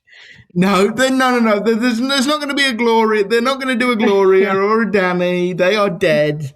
They are yeah, dead, dead, dead, dead, dead. yeah. But the worst horror show is Over the Hill when they find the Silo 17 bodies. And I thought both actors, I'm sure they were looking at nothing, but they did a great job of portraying the horror of seeing a sea of corpses that they have to wade through in front of them. Mm-hmm. Um, I think this. What did you think about? So for most of the episode, we are told that they were just dead. I didn't believe it for a second. Did you? No, I was. I mean, we still don't know if Lucas is okay, but I was always confident that they weren't going to kill off Lucas. I was less confident about Patrick Kennedy because it did feel more like a natural end to his story arc, and I'm still not sure he makes it back to Silo 18. But I'm pretty convinced that Lucas is too interesting and too integral a character to be killed off at this point. Hmm. Yeah, Juliet's response to this whole thing, she believes it, but it's anger is her response, which is very Juliet of her. But Caitlin Zaz Kathleen is the one who almost made me cry. I was like, I know Lucas isn't dead, but when you cry like that, I want to cry like that too. Yeah. But okay, here's some questions. So we hear, all right, so we know they have the radios, they have their secret channel. They don't have video feeds, as I was positing in our episode 6 breakdown that maybe they do is just blank visors. Fine, they have radio contact on their private channel and code names where Martha is Dispatch, Lucas is Deputy Turley, Juliet is Crane, Patrick is Kelso, and Teddy in Silo 18 also gets the code name Donnie. So that it sounds like if Silo 1 listens in, it sounds like it's just random people in some other silo talking to each other. Although I do wonder, they must be on to them because we hear this buzzing, as you said, and you're assuming it's drones. It sounds like drone buzzing. Yeah. But what did you think about the fact that in the wasteland there seemed to be a swarm of gnats in the light of the flashlight? Yeah, that's interesting because it does mean that some life can survive in whatever has happened to the atmosphere. Hmm. And also, like, you know, as far as I know, like gnats don't, gnats don't respire anaerobically, so there is oxygen left in the atmosphere. If they really are Um, gnats. I just said that. It's not, yeah. if they really are gnats. I'm But not, yeah, no, that would be interesting because it does mean that there is the atmosphere is capable of supporting some type of life, even if it's not capable of supporting human life. if that is what it is. Yeah. Yeah. If that is I what it mean, is. do you think, I guess Camille probably believes that they haven't really made it to the other silo because the voice told her so. But what does the voice think happened? Like, are there cameras out there? If those were drones, are there cameras on the drones? Like, the voice must know they're not really dead, right? Yeah, yeah, I would think so. I can't imagine why would they. What if they are drones? Why would there not be cameras on them? Like that. That just makes no sense. Yeah, no, probably you're right. Yeah. Probably there's cameras on the drones. Yeah. So the only thing I'm thinking is maybe that feed goes to Silo 1 and Silo 1 gets to edit what the AIs in the other silos see. I mean, Camille didn't see anything, so I'm asking. No. So I think, I'm saying that they might have edited it for the voices oh, the benefit. voice doesn't know what really happened, but Yeah, so someone the else, like the voice's yeah, boss or something. exactly. Like the whatever it is sitting in Silo 1 might be able to edit the camera footage for the benefit of the Hmm. algorithm, the voice. Or the voice just could be lying, but then to Or the what voice could end? just be lying, yeah. but then to what end? Yeah. And I wonder what Yeah. channel are they on? Are they on 17? Because then, like, if Silo 1's monitoring, I guess Silo 1 wouldn't necessarily check in on a dead channel, but if they did, they would be surprised to hear people talking about it. Yeah. Yeah. Well, yeah, or like clearly, if they do, they've decided that the kids in Silo 17 aren't any kind of an issue. Yeah. Yeah. But it doesn't sound like kids on the radio. It sounds like adults doing adult things, Oh, yeah. doing repairs and normal silo activities. No, sorry, I got confused. I thought you were talking about the cameras inside Silo 17. No, I think those are gone. Yeah, okay. I mean, I think like I assume, like I said in the books, there was cameras when it went down, but those just kind of stopped working over the decades in between. So it would make sense to me that it just stopped working and Yeah, Silo 1 just, yeah, it's like yeah, Silo's dead. Check. Although yeah. now they've heard that there are kids there. Yeah, But now that it does kind of worry me that maybe somebody from Silo 1 is sending, they might pump more gas in, or, well, they can't. Well, yeah, maybe they can because it's not blocked anymore. But maybe um, why would it stop being blocked? well, I'm just thinking it's been like at least a couple of decades probably. So whatever was blocking it might have fallen out or deteriorated. I guess But it might not have. it might Yeah. not have.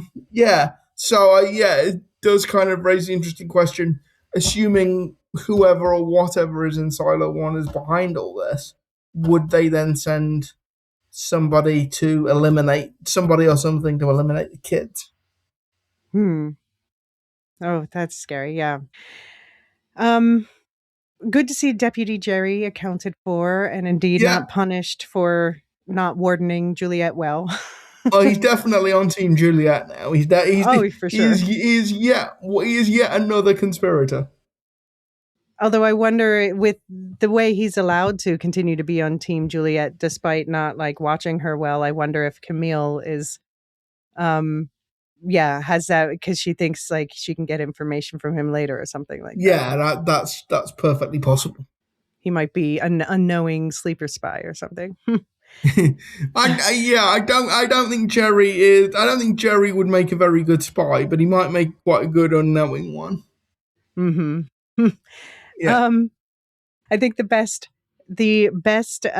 exchange this episode was Patrick was like when Martha's giving the radio instructions and Patrick's like an annoying kid like hey are you going to be able to hear me and Martha's like I hope not. No, I'm sorry. The Yeah, best exchange this episode is definitely the one about the unicorn okay, fair. from earlier on. All right, best Silo 18 exchange this episode. Okay. But this exchange just goes to emphasize that it was supposed to be Lukas that she heard from. And so it's Patrick who's on the radio at the very end of the episode. And he says, we had a little bit of a situation here, but the kids are all right. But he says nothing about Lukas. And then later we do see Juliet picks up the radio to talk to Kennedy. And I presume she's about to ask about Lukas. So I'm sure we'll find out next episode, but it is worrying that I he mean, didn't respond. all I will say is, based on what I've seen on Blue Sky, Abby will not be happy if Lucas has bit the dust. You're gonna have a pretty explosive book club there. I mean, I don't think any of us really. I think it's not even a book spoiler thing to say. I think we all doubt that he would be dead. Yes, no. I think it would be eliminating an interesting character before their time. But presumably he is at least gravely wounded or seriously wounded. Possibly, yeah. Mm. So yeah, I said that we would circle back to your definition of a sortie as you laid out, which is that you must make it back. So I call this the secret sortie.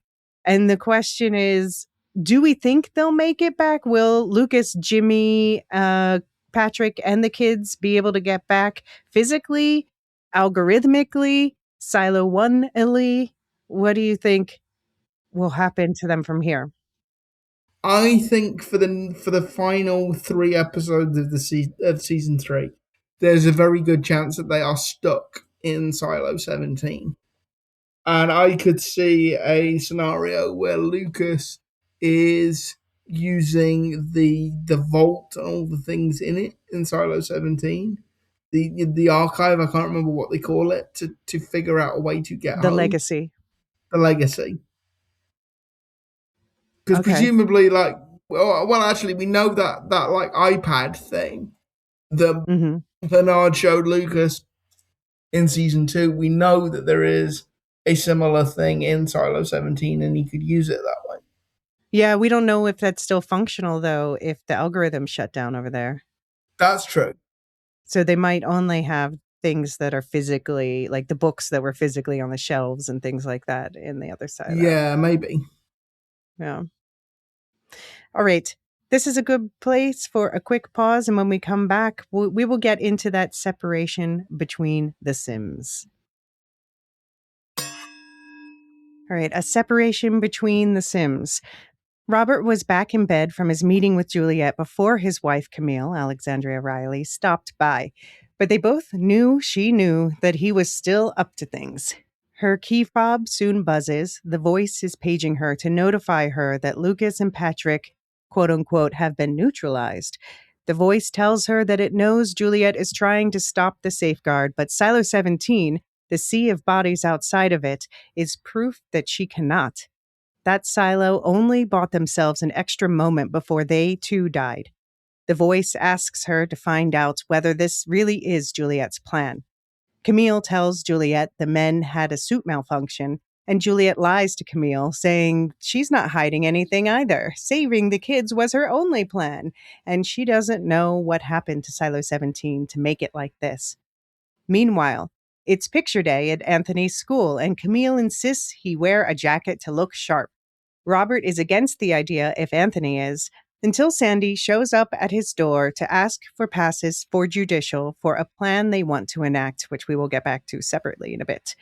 Now, Rob suddenly insists his son bring a jacket to school after all, just in case, to please his mother, while Sandy runs to get a new jacket for him from recycling. She drops the new jacket off at school, trading it for Anthony's old jacket, which she explains to his teacher no longer fits. Running back downstairs with the jacket, Team Silovengers finds the requested passes in the pocket. But when Anthony gets home, Camille, of course, clocks that it's a different jacket he's carrying. She asks Rob to go with her after dinner to judicial seclusion where Nurse Amy, Jacqueline Berses, is being kept, looking rather beat up. She wants him to be witness to a round of questioning. But really, she wants to have a private confrontation. She's mad he used their son in his Silovenger games. She's mad he hasn't stopped whatever he's up to. She pulls a gun and points it at Amy, demanding the truth. Rob admits he's done worse, but says their son deserves at least one non-murdering parent. So, we've been worried about this couple all season. I guess this is peak worry. Can they come back from this brink? Not only that, but early in that scene you described earlier on, Juliet and Camille are literally both ready to shoot the other. True. Yeah. Looks like they're ready to shoot the other anyway. They have hands on guns. Yeah. Yeah. Yeah. Tensions are at a peak. And I just want to say the whole thing about what the voice said about the safeguard not working. Like, yes, it's true. There's a sea of dead outside of Silo 17. But, and granted, Camille says she doesn't know if she believes Juliet on this, but there are people still alive inside. Yeah. So the safeguard didn't work completely. Right. Yeah. Or yeah, it still hasn't been made clear what that is, but whatever it is didn't happen at all inside, and it's only the people who went outside who died, it seems, or didn't last. But no, it seems, I mean, we know there were people wandering around inside for decades because that's where the kids' parents were. Yeah. Yeah. And we still, like you say, we still don't know how many. I mean, it did, if you go back to the first episode of season 2, it did look like the majority. And probably the large majority of people left Silo 17, but certainly not all of them. But it's because they went outside, like whatever Yeah. they did to present the safeguard inside didn't magically make it safe for them to go outside as they might have hoped. Yes. Because again, the green was still a lie. um, Camille, I think back to Camille in the end of season 1 when she let Juliet go after she broke into their house to use the hard drive because she needed a judicial connection. And I thought at the time, and I still think that Camille did it out of empathy as much as anything else. But now she's gone full cold. Like she tells Juliet, 2 of your friends died. That's what happens when you rush because which is rich of her. Okay, she's saying that because Juliet, sent them out before the dawn planned upon time. But Camille knows full well that they were going to be killed and that the best opportunity for their survival was to send them out ahead of time before the Yeah. assassins were lined up. Yeah, but then Juliet's response is equally oof. Yeah, we should have had more time to make the suits bulletproof. But that's the question: is she heard the gunfire because they were talking to them on the radio, but the voice didn't tell Camille about. He just said neutralized the Yeah, voice. yeah. It just said neutralize the voice. They did make the voice sound male. There's been jokes about that's such a Samoan thing to do.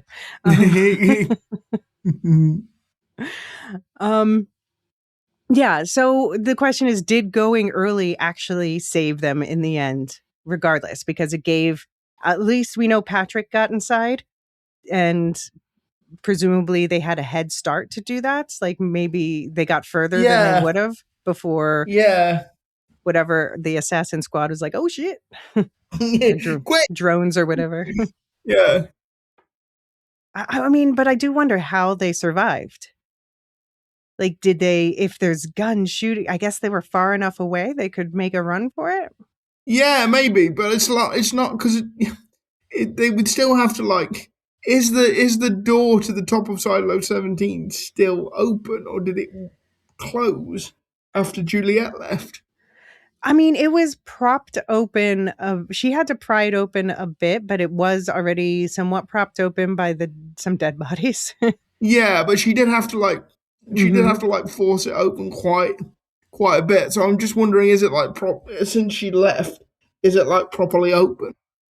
Yeah, because she did leave again. But I mean, on the one hand, you would think she would want to close it behind her. I guess we didn't see her do that though. I think in the book, the thing when she went back, it was just more about making sure that the cafeteria had the up top cafeteria had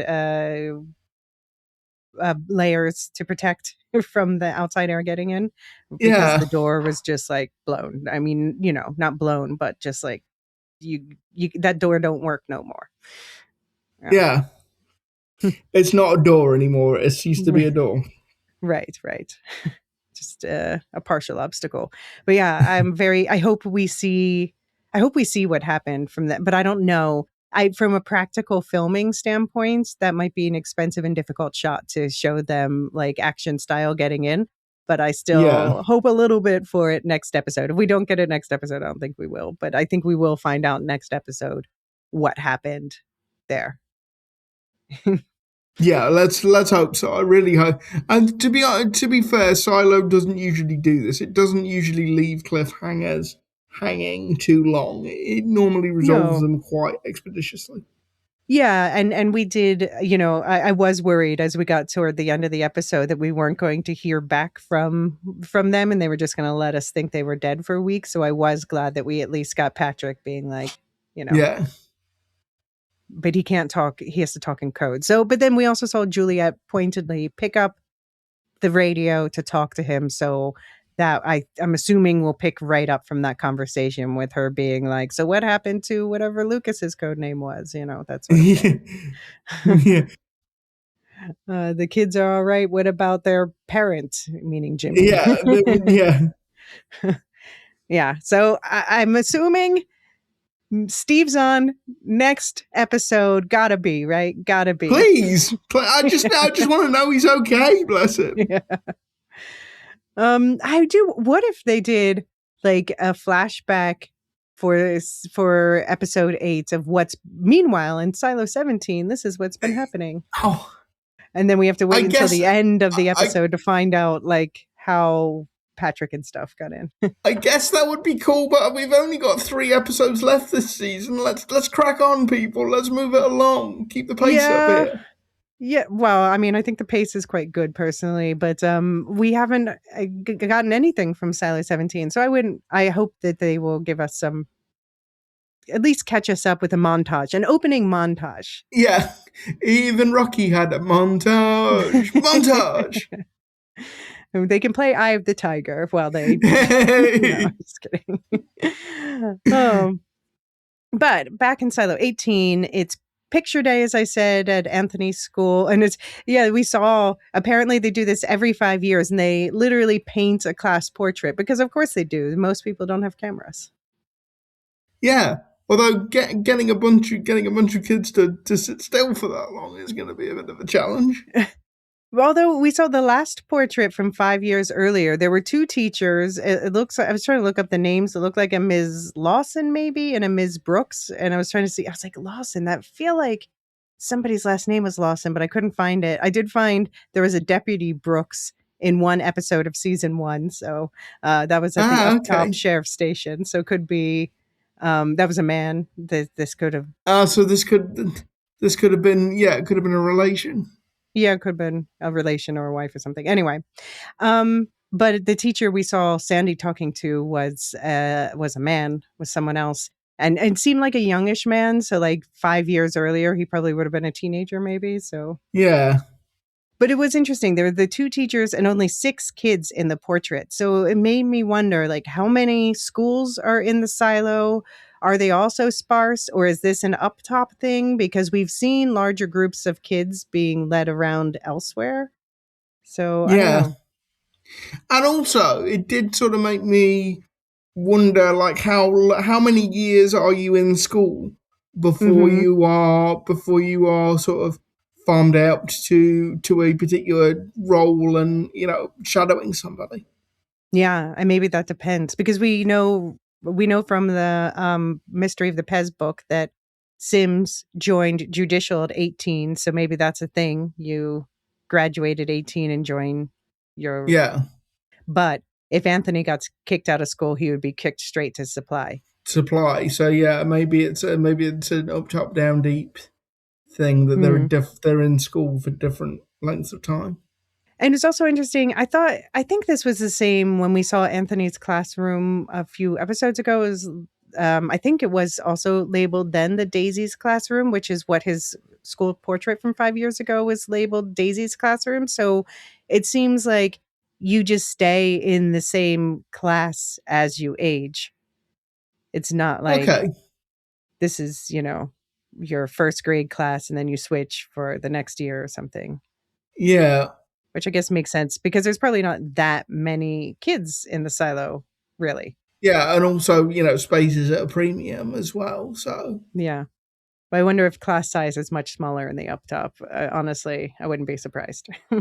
Yeah, no, I wouldn't be surprised. It would very much sort of fit in with the social structure that's been established. Yeah, yeah. But yeah, I felt for Anthony, he's at that age where you want to be cool and not a kiddie. So he's like throwing a temper tantrum about the jacket. And when he gets home, he's upset that he's the only one who even brought a jacket, which obviously isn't really a big deal. He could just not wear it. His dad told him you can just not wear it. But I don't think that's what he's really upset about, actually. It's not about the jacket. He's just upset about the entire situation. And I don't think, and it's the jacket and Anthony is just another reason for Robert and Camille to bicker over their son. Like, it's about control. It's about who's controlling things. Like Robert says, don't make him. And she says, this is your decision now. And he says, I was thinking it was his. And she's like, fine, whatever. And stalks off. Yeah. Oh, the Simses. And then right after she stalks off, I hope she at least was smart enough to wait. I guess that's why the timing is the timing. She waited until Camille left. Sandy comes knocking at the door and I'm like, Sandy, this seems stupid. I guess Sandy's known as a member of. We've seen her in judicial gear. We know she used to work for the deputy's office. So I guess like it could be she's visiting in an official capacity, and she's obviously not known publicly as an outsider. Maybe or maybe not Camille in the voice. I guess not, because they didn't know who the outsiders were. But still Yeah, seems dumb for her to come knocking on the door, right? but also I think it's desperate circumstances call for desperate measures kind of thing. The Hmm. Yeah, they sort of feel like they're running out of time to prevent the safeguard. So yes, it is dumb, but I also think that they are kind of running out of options. Hmm. Yeah. Yeah, I think Robert is rightfully mad about it. Although that Yes. might, although Juliet said there's no camera in there, I guess Robert told them that. But Anthony's there. Anthony knows that she came to visit, and now he sees that Yeah, his dad's mad about it. Like, yeah. would he tell his mom, or is he maybe feeling closer to his dad than his mom these days? I don't know. That is a very good question. The honest answer is I don't know. I mean, Anthony knows the jacket plan changed when Sandy showed up, but he didn't need to tell his mom about that because as soon as Robert handed Camille the other jacket, I was like, I know moms, and there's a 0% chance she won't notice that's a different jacket, and of course she did. Yeah, it's for Yeah. all of 2 seconds. And this is also where we get the specifics that Sandy climbed 100 levels to ask for these judicial passes favor thing. And then later we see her back downstairs out of breath. And then Teddy says, "You okay?" And she says, "The last time I did that many stairs in one day? Never. I've never done that." So jetpacking acknowledged. Are we all okay now? Yeah, it's not jetpacking. It's just a lot of cardio. Yeah, yeah. Yeah, It was leg day for her. yeah, um Now I said in the summary that it was recycling that Sandy got the jacket from, but was it? Like, I don't think it was the marketplace. It was just kind of people standing in the corridor making trades. It looked almost yeah. No, I just thought it was like clandestine, it was like some sort of informal. like a black market. Oh, Not a black mark. I didn't take it as a black mark. I just thought it was like some informal place where people could come and trade, odds and ends. yeah. Maybe the market's too far down probably, and this is like Yeah, up toppers can quickly do things. yeah. Hmm. Yeah, and we got our Nurse Amy answer. So I guess there was no memory drug, in the jab that she gave Emerson because Nurse Amy sure got in trouble for it. Yeah, do you think Camille would actually have gone through? Had Robert not talked her down, do you think she would have gone through with it? Do you think she would have killed Amy? I'm a Camille apologist, so I'm going to say no. I think she might. I think she might have. I think I don't know. I don't think she did. I think the reason she pointed it at her is because she's trying to emphasize to her husband, like, these games you're playing, whatever you and the Silent Avengers are doing, they have real consequences. And she told him, like, I might have to do something to you. And I think she's nearing worry of that becoming real. And so she's trying to emphasize with bringing him there in the first place, with pointing the gun at Amy. She's trying to emphasize, like, you are the one who put Amy in this position. This is your fault because you won't stop doing this stuff. Yeah, And so I don't think she would have gone through with it personally, but obviously I think your interpretation is going to be based on what you think of Camille at this point. I think there was a 50-50 chance she would have gone through with it. I certainly think she is reaching the end of her tether. Yeah. Like like she has been under pressure from like the first minute of this season, and I think she is starting to crack. Hmm. Hmm. All right. Well, speaking of people who are trying to get other people to crack, let's maneuver through a minefield of machinations where Sheriff Paul Billings, Chinaza Uche, and Deputy Hank Murphy, Billy Postlethwaite, continue their intersecting investigations into the murder of Orla Kent and thefts from Critical Supply with a visit to head of the mines Ed Harwood, Ned Dennehy.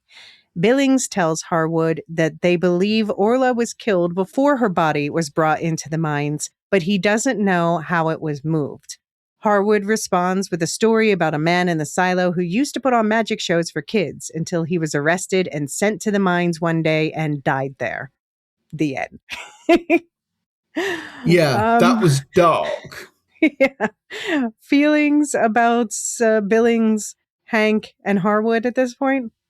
I've got to say that scene really does hammer home in a way that I don't think we've seen in all 3 seasons up until this point. Just what a police state the silo actually is.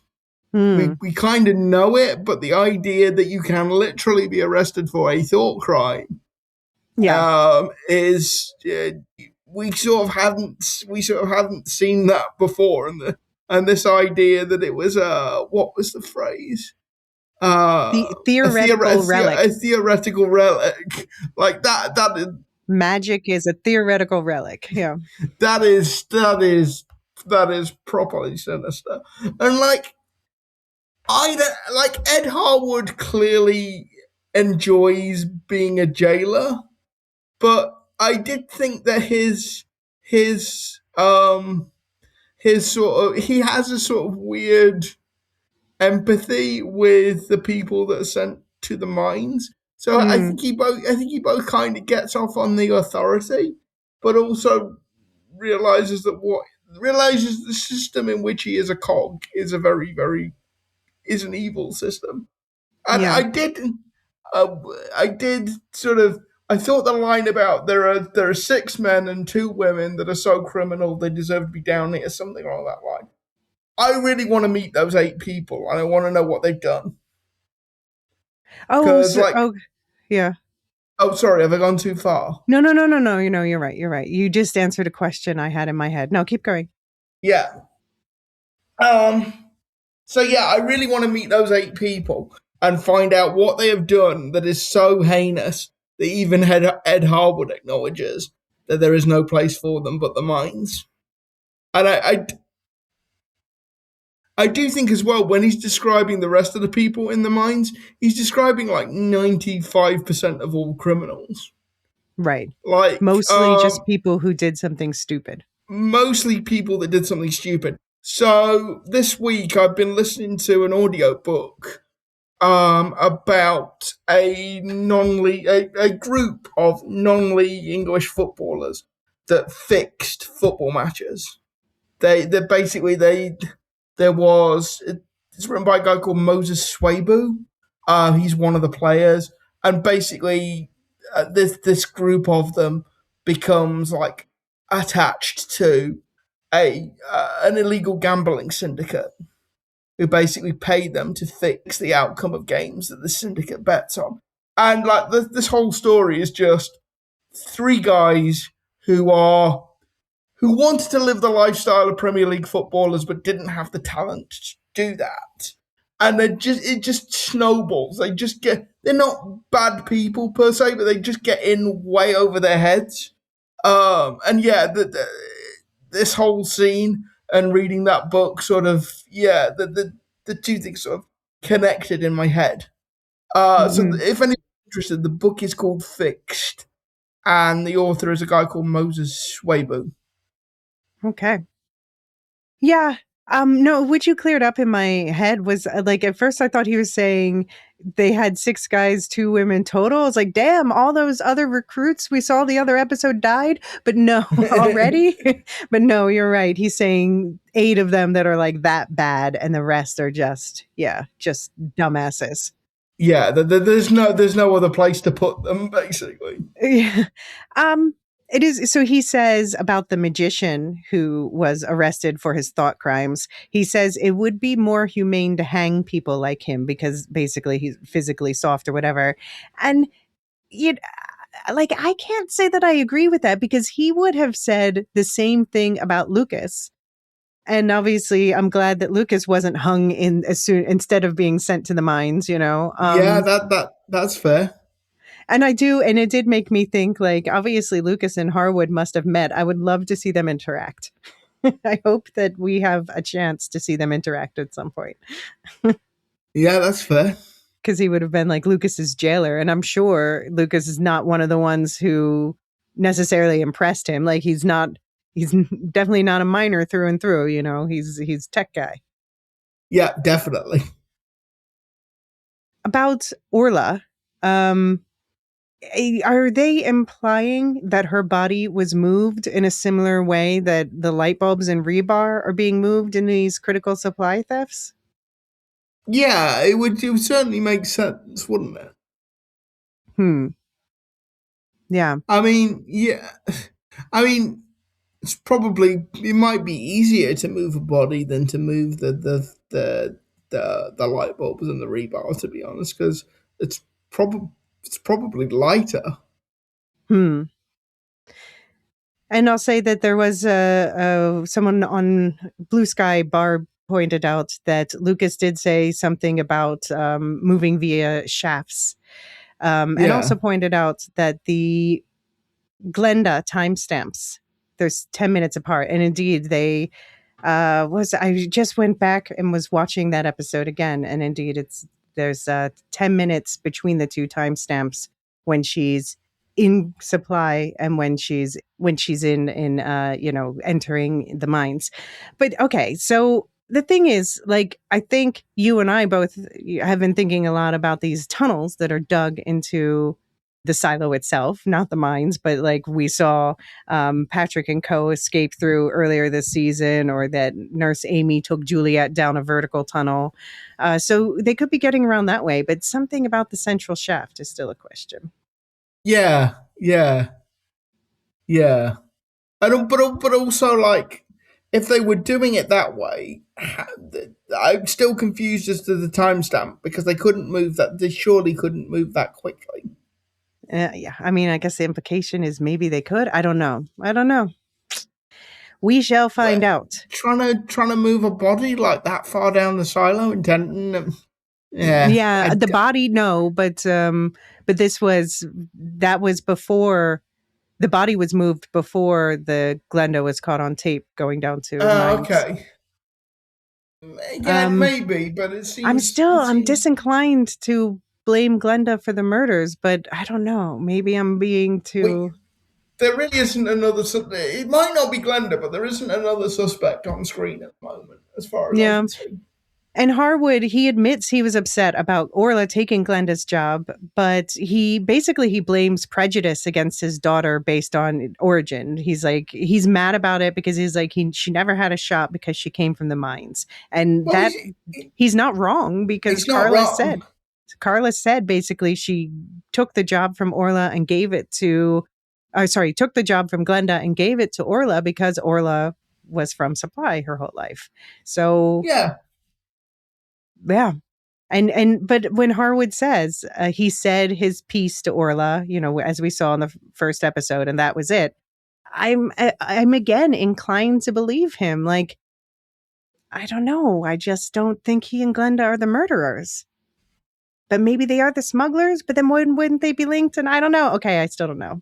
I do love Harwood on screen. He's fun, like in terms of I don't know that I would want to spend a lot of time with him. He's not invited to my blunt circle, but he's fun to watch on screen. Well, first of all, he calls them out for, sounds like those cameras you said were being shut down weren't. Otherwise, how would you be so sure she didn't just walk up the stairs?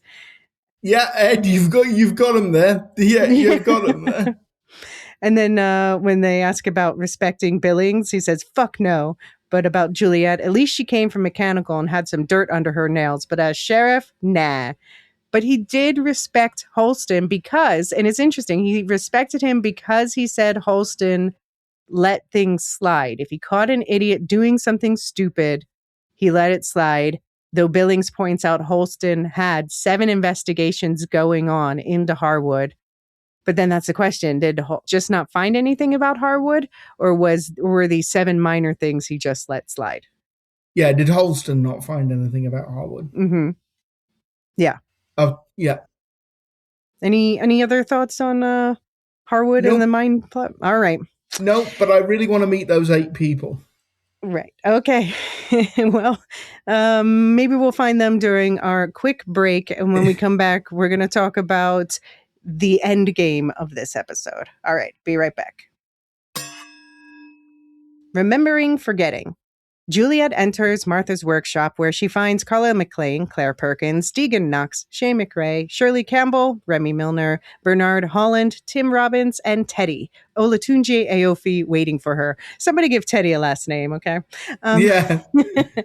Teddy has a plan for the pipe, which we'll get back to in another section, but it leaves Juliet with the weight of a difficult decision.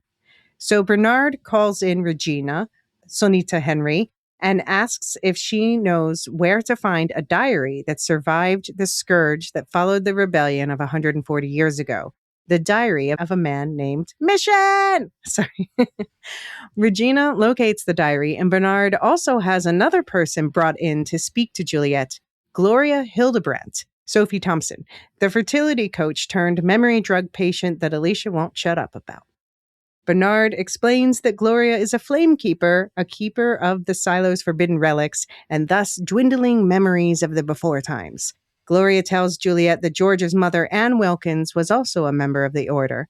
Together, they share with Juliet Mission's diary, documenting the silo-wide memory reset that ended the Great Rebellion, but led to the death of 2,000 people. So I have to say, anyone who watched the previously on was probably a little less surprised by Gloria showing up because they did recap her in that. But you and I didn't get that when we watched the screeners. No. So No. how hard were you Leo pointing meme? I was not pointing particularly hard because, like, you've been banging on about this for ages, and your savant-like ability to predict the return of characters, and also, frankly, I will be honest, I'd kind of forgotten. I would have appreciated that previously on because I'd kind of forgotten who she was a little bit. Even though I've been banging on about, that's why I've been banging on about it. Yeah. No, I knew who like the whole. I knew the flame keepers and the everything like that. The fertility coach thing. I'd kind of forgotten about, to be honest.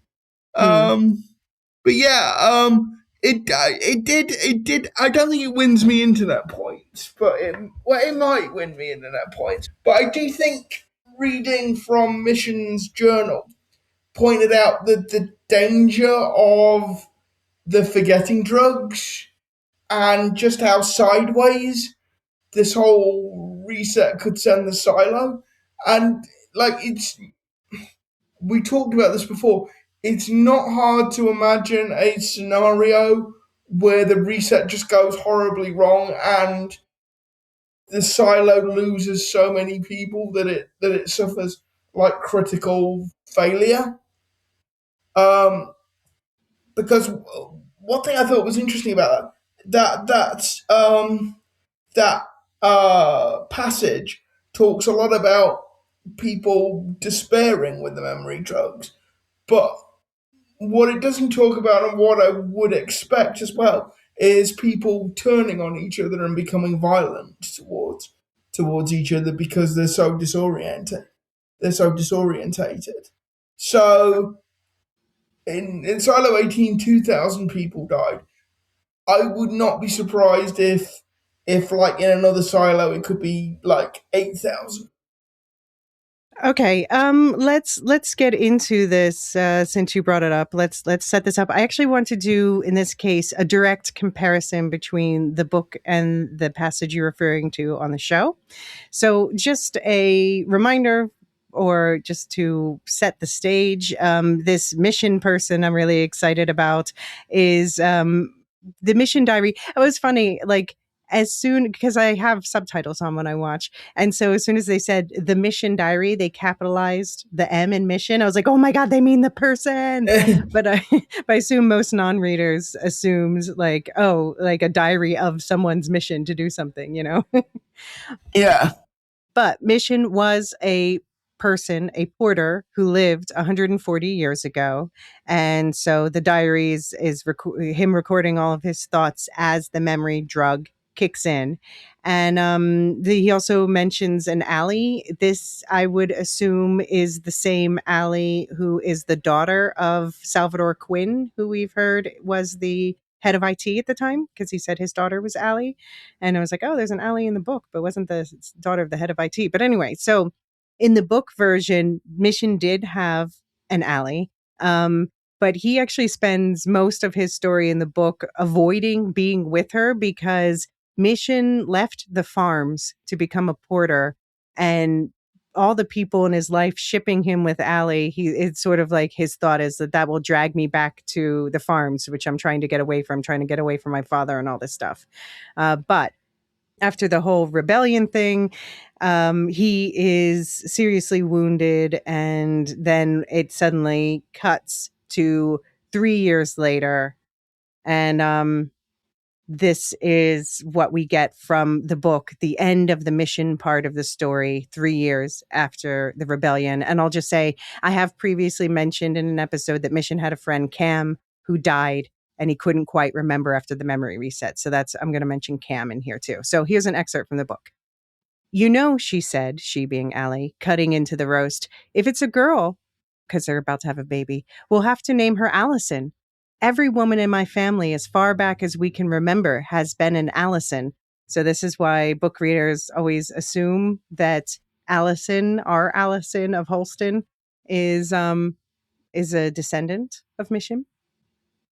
Okay.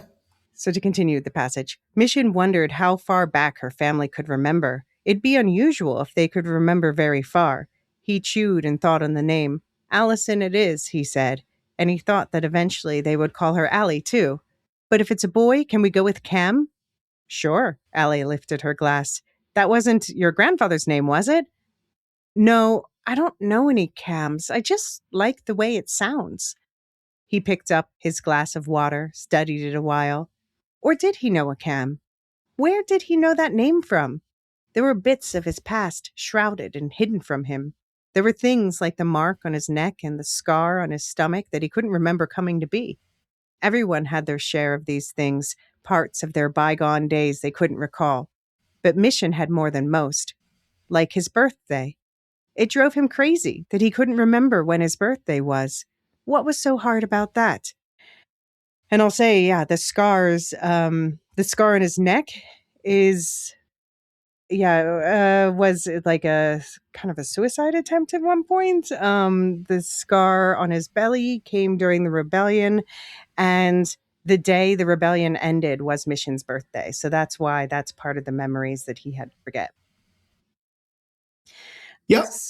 So that's the book version. So to compare, the TV version is, we hear Gloria tells this story. This is reading from Mission's diary. I have a mark on my neck and a scar on my stomach, and I don't know where they came from. I feel like I did know, maybe even yesterday, but now I can't quite remember yesterday. I'm afraid. We've all forgotten so much. Doctors keep saying it's a virus and it'll pass, but it hasn't. Things keep slipping away, and anything I still remember has gone hazy, like in a dream. I don't know what I'd do without Allie. We each have each other, but people who live alone, I've heard they've stopped eating.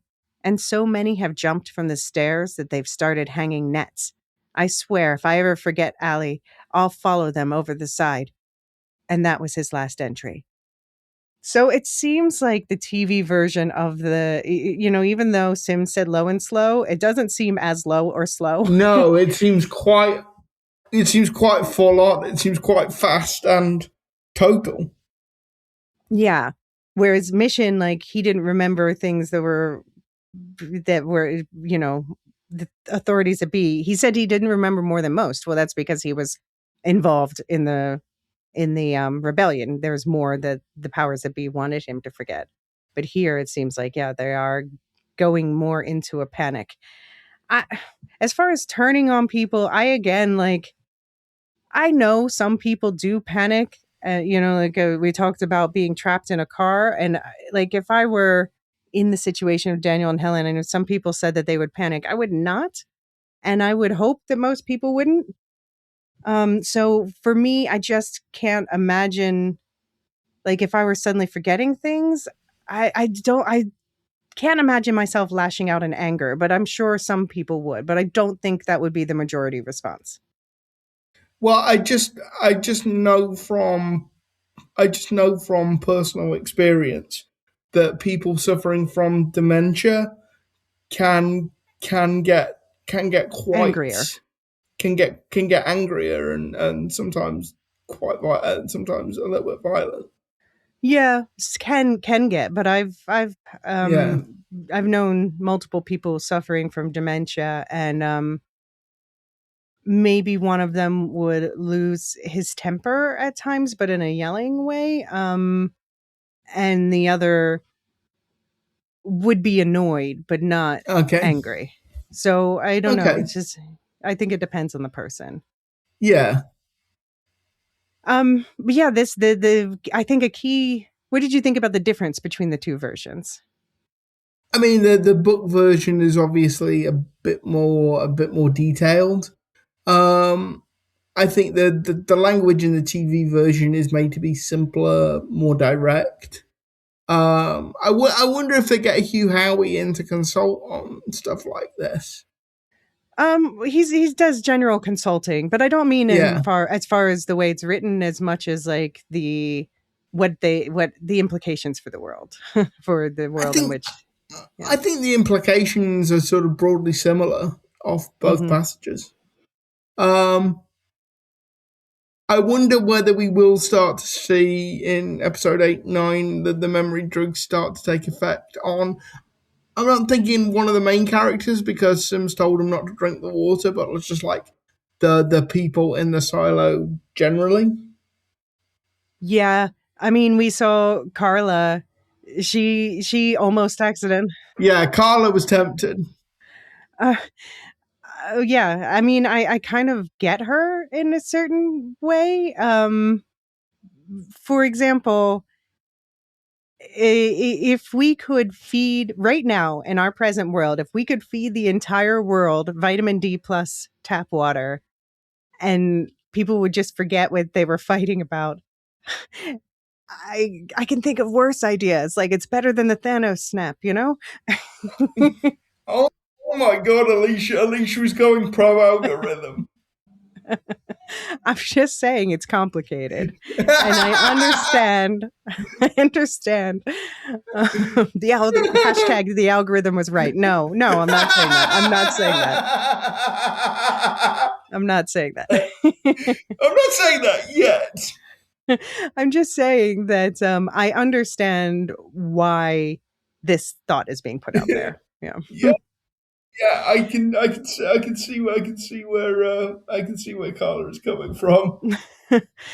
Oh, anyway, we're just finishing up with Mission. I think, yeah, a big difference I see is that in the book, this part that I read is 3 years later, so it's like he's coming out of the memory fog, and they all as a silo are coming out of the memory fog and rebuilding new lives. So it's a different place. Whereas here, he's like, I'm losing my memory. I'm guessing. He said I would throw myself over the side if I forgot Allie. First of all, he would forget to throw himself over the side if he forgot Allie, but I'm assuming since they live together, he won't forget Allie because she's just there, Yeah, But he probably was hiding the diary somewhere and probably forgot about the diary, and that's probably why he stopped yeah, writing in it. But somebody else didn't, or it was hidden and found later. Maybe we'll find out the path of the yeah, diary. Yeah, and then just to shout out something else of a change with Mission is we are told in this case that he transported explosives to blow up the stairs, and in the book the difference is he did not do that. He was almost tricked into doing that by who I call Mr. Wick, the IT dick, who I said Mr. Wick, called him a zero because he wasn't supposed to have been born and all this stuff. But basically, he tried to, Mr. Wick wanted to trick a porter into carrying a bomb to blow up the stairs so that the rest of the silo would see the porters as terrorists and would turn on them because the porters were kind of the ones organizing the rebellion in that case. So it actually ended that friend Cam, who he was having trouble remembering, Cam was the one who was tricked into carrying the bomb, unbeknownst to him, and it blew up, and it blew Cam up, and it blew the stairs up, and that was what kicked off the rebellion. Oh, that's bad. Yeah. Yeah, so we know the diary was shared as a warning of how bad things can get with the silo-wide memory resets, and that as we said, it resulted in the death of 2,000 people, which is still better than 10,000 people, which is how many die with a safeguard. And so, again, I somewhat understand that Salvador Quinn chose memory reset over safeguard, but Bernard, interestingly, seems to think Quinn didn't question enough. But Bernard wouldn't have questioned enough before either, right? No, he wouldn't. Yeah. And we still don't know what that notebook was either. Right. Yeah. Yeah, indeed. So we find out that Bernard says there's two items that he and Robert sought the most. He calls them documents from a particular time, two different particular times, it turns out. So we've got this mission diary from 140 years ago. But then he also mentions a spiral bound notepad the previous heads of IT pursued for 300 years. So are we thinking this is the same notepad as in the Mystery of Pez short story? Yeah, and I'm thinking it's Helen's. Yeah. I went back and double checked, and indeed, she writes it has a spiral binding at the top, her little notepad. Yeah, I think it's Helen's. I think that's a good call. I think you're right. Yeah. And I'm just picturing in my head a season 4, episode 10 thing where that's how they join the two halves of the story. What, how so? Oh, with the notepad? Yeah, with the notepad, in terms of like the maybe one of the final shots we see is Helen losing the notepad in one timeline and somebody finding it in the Silo 18 timeline. And that's how they kind of bring the two sides of the story together. And I wonder what kind of notes are in it before it leaves her custody. Like, does it have notes in it about what she's about to find out with the NDA stuff? Exactly. Yeah. For Regina, she's the one being asked to like find this stuff, and she's now being asked to get relics for the man/men who held that threat over her head for years. Yeah.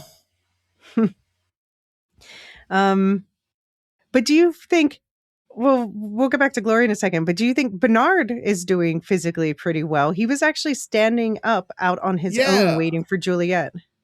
I think he was holding onto a cane, wasn't he? But yeah, he is standing. And I think his voice is getting marginally less croaky as well. Yeah, so he seems to be healthy, healing with full health. So interesting. We'll keep an eye on track his healing progress. But Gloria was also looking especially good, even better than when we met her in season 1. Like they had her hair styled all nicely. She looks like she's being well taken care of now, like full recovery made. Sounds like it, yeah. Yeah. And Bernard makes sure to put the blame on himself and Robert as well for drugging Gloria. And apparently they only took her off the drugs so that she could help the nurse swap out Juliet's pills. So I'll take my internet points for my motivated thinking that she was the intermediary that Sims sent to Regina. Yeah, take the internet points where you can. Because I'm losing other ones left and right.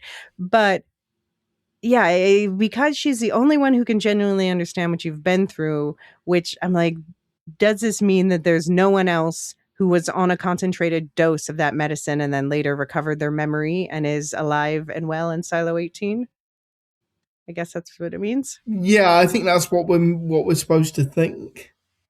And he says, I think she has a unique perspective of the future facing us all, which is presumably about the whole Silo getting subjected to the vitamin D+. But also Juliet, she met Gloria in season 1, and this was when we found out that Papa Nichols did the birth control removal fake out on Gloria. But Juliet But Juliet doesn't remember that now, and seeing Gloria didn't trigger any memories. Of course, Gloria does look a lot more put together, as I said, but I do wonder if Gloria, if she's presumably going to stick around a bit, if she might help Juliet remember memories linked to her father more later. Yeah, I think she will stick around, and if anybody is going to be able to do that, it will be Gloria, because, like as Bernard said, she's the only person in the silo who has experienced what Juliet has experienced. Yeah. And we also, yeah, she was a fertility consultant before, so I do wonder if she could have a connection. Like, what's she doing now? Has she gone back to similar work at all? Is she, like being a midwife or anything? I don't know. Um, But like Holston thought she was a quack. yeah, sure, but he was wrong, as we found out, because she was true. What she was saying was true, that they really Well, were yeah, stopping people like Allison and her from having babies. So yeah, yeah, but that was on that doesn't. Holston. Yeah, that was on Holston, but it doesn't mean that what Gloria was saying actually worked. I mean, she said that she told Allison that they didn't actually take out her birth control, and she was correct. Yeah, but well, yeah, but I'm talking about like the fertility consultant bit of it, like Yeah, telling I people mean, we how to don't get know. pregnant. Yeah, we don't know more, but so far we have no reason to doubt her, and Holston's doubt was proven wrong, I would say. So I think Gloria vindicated, and yeah, I would say That's Gloria true. vindicated. That's okay. But my point of bringing up, whether she could be midwifing or something is I just wondered if she could be another connection. We brought up that there's potentially a baby out there named after Juliet. And then I wondered Yes. if the baby was a boy, might they have named him Peter after Peter Nichols? Oh, that would be nice. Yeah, this is just totally me fan writing, hoping that a baby turns up that helps Juliet rebond with her memories of her father and have like a full recovery Yeah, there. that would be nice. Yeah, yeah. But yeah, the Flame Keepers have re-entered the story, and yeah, this is where I said there's that theme in the short story, the mystery, the memory of the Pez, the mystery of the Pez. Is hope dangerous, or does hope sustain life? And in this case, the hope being a future where they can live outside. And have you watched Snowpiercer? No. Okay. Well, I'll say there was a lot of talk about the TV show Snowpiercer in the episode 6 Discord chat. And yeah, it's because it also, minor spoiler, late stage goes into, yeah, this hope of living. Well, I mean, the whole thing's about the hope of living back outside. And that ends up being a through line throughout. Um, But yeah, that's Gloria points out. They're the seekers of the truth, which was truth being the word on Holston's sheriff badge that, along with George's death, sucked Juliet into all of this craziness in the first place. And that brings us to sadly seeking Papa. Someone else is looking for the truth.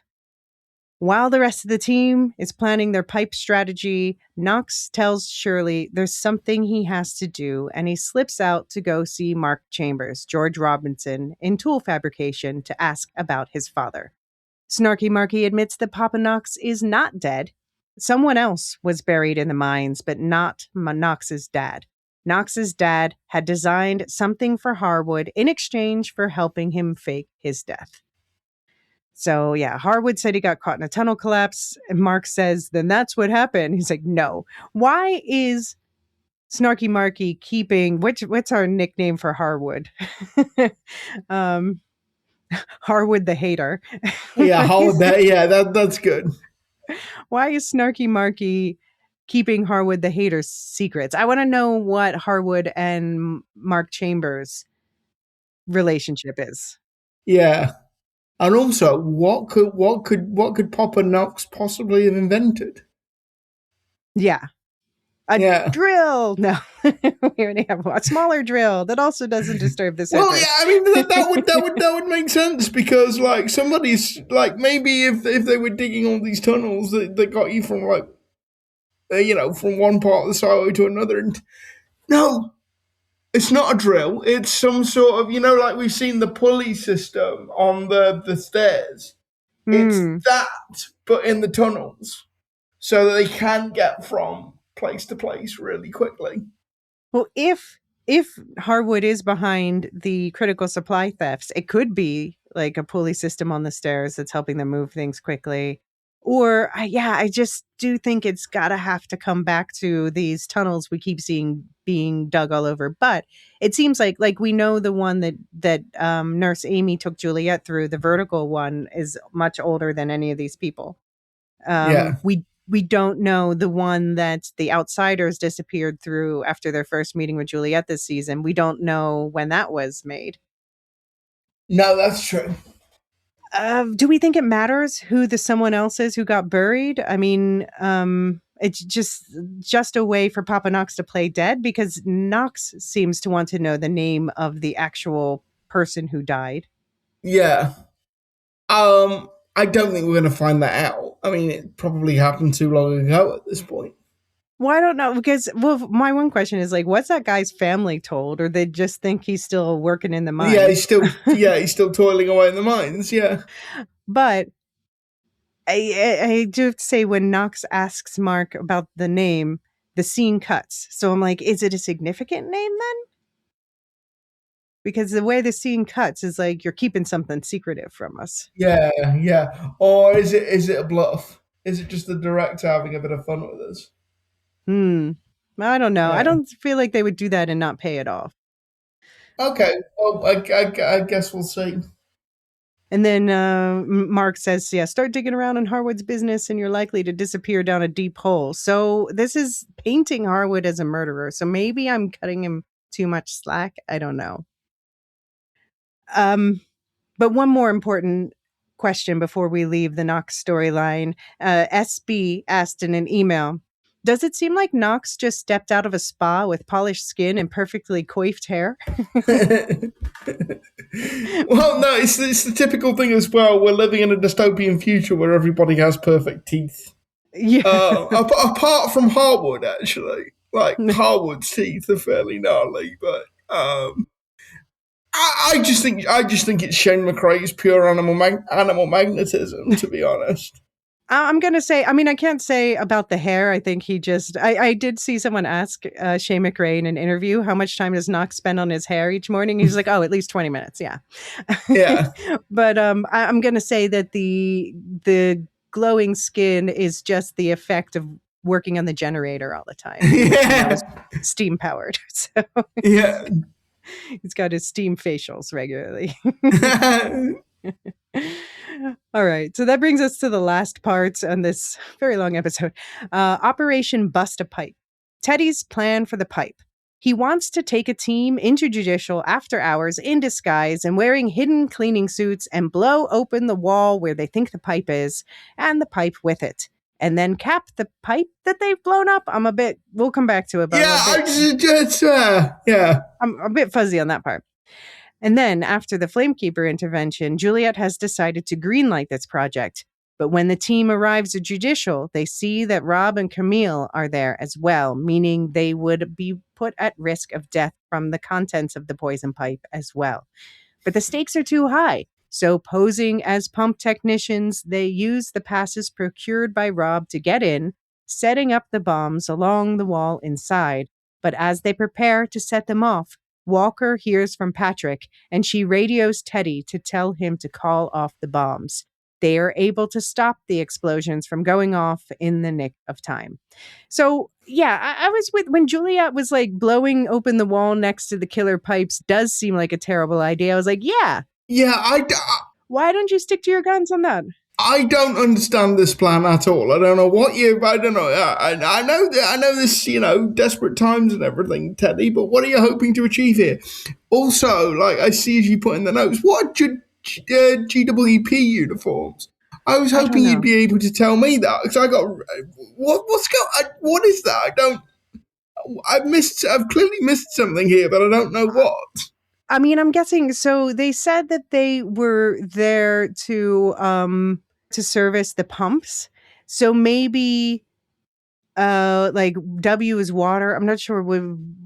Did they have gas in the silo? We haven't heard anything about gas, but maybe it's something like geothermal water pumps. Yeah, gas water power maybe. I don't know that it's gas though, because we haven't seen any gas. So maybe we know that they're geothermal Yeah, energy. So maybe yeah, geothermal water pumps, something like that.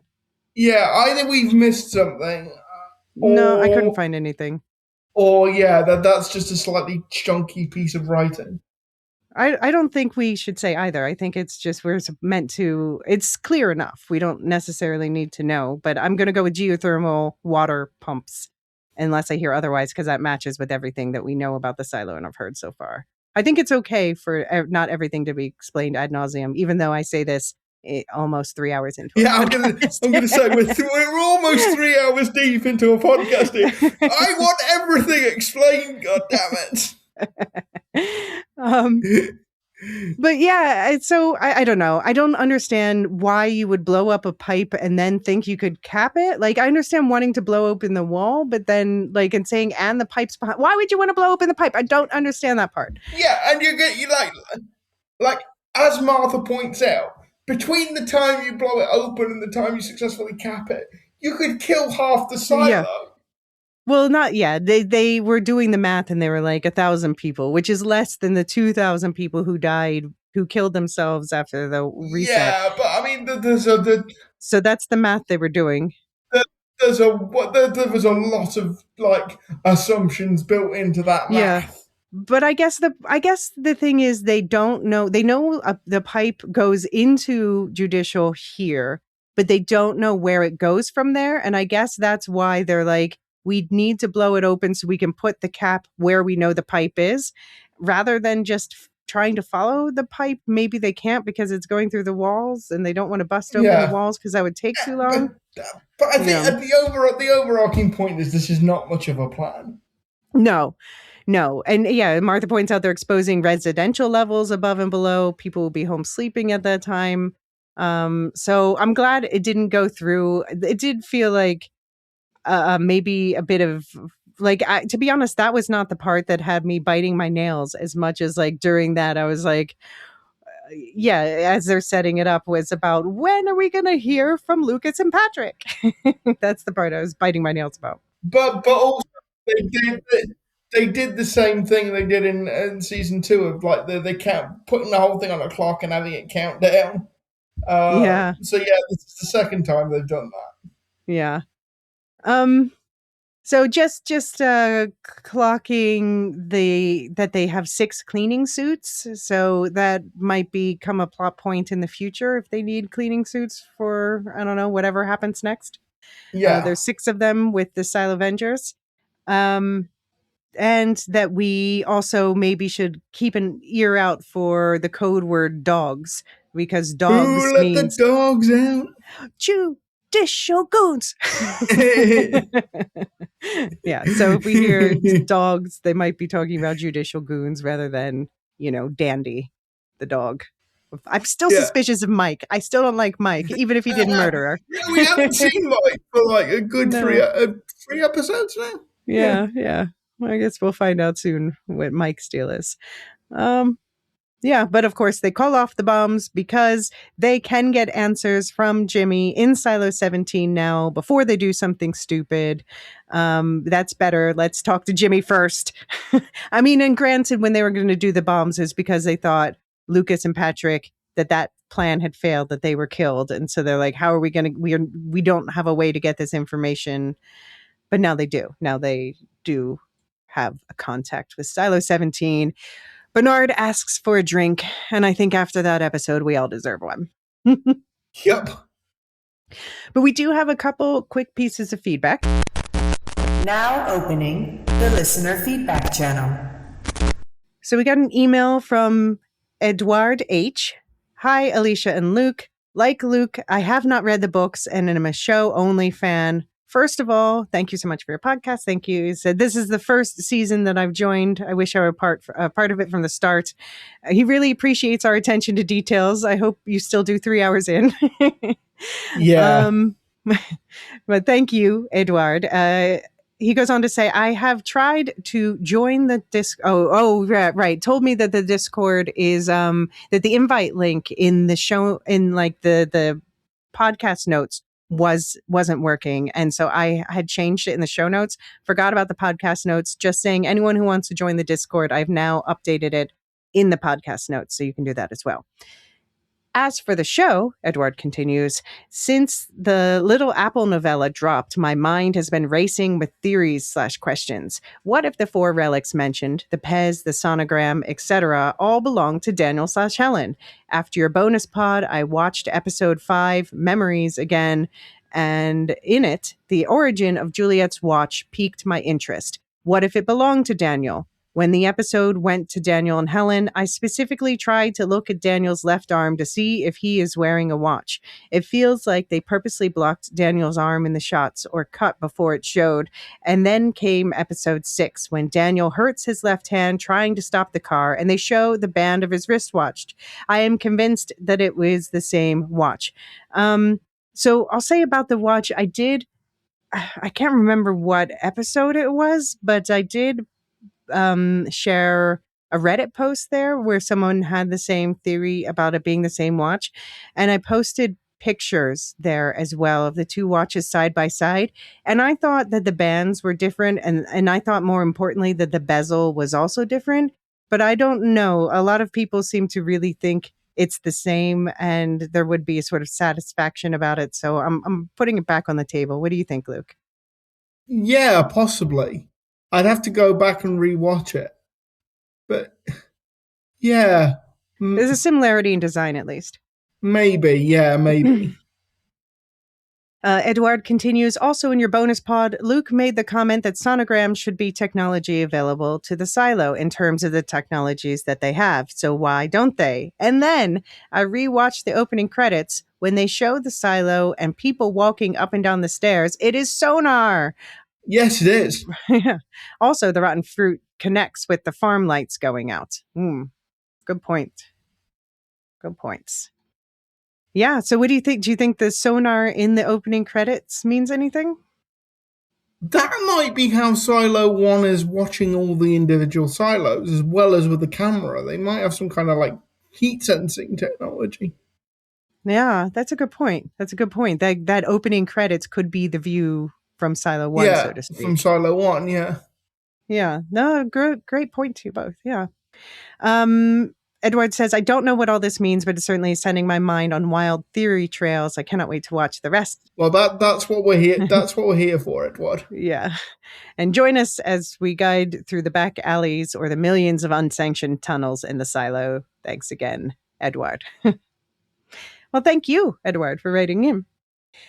And then one other thing, Reader Reborn started a discussion on the Discord post episode 6 as well. At this point, I wonder if the voice is even one person. I think it's multiple people working in shifts. And Barb's 2795 said possibly it just wouldn't be achievable otherwise. The voice would be having a little breakdown in the back. Yeah. And Motor Riders D said, my theory is that the voice is a bunch of people working in a room in Silo 1, kind of like the broom closet, where there are multiple humans assigned to watch all the silos and interact with them. They have screens in front of them with tons of information. There is a computer, AI/LLM processing all sensors and showing relevant information on screen, kind of like a call center where I worked many years ago. You pull up all the info for each silo and head of IT and follow a script. There are shadows for that job, of course, and I assume Silo 1 has the same generator but less people and different jobs so they can power all the IT departments. Probably pre-2026, their power requirements aren't as ridiculous as they are now with the AI BS.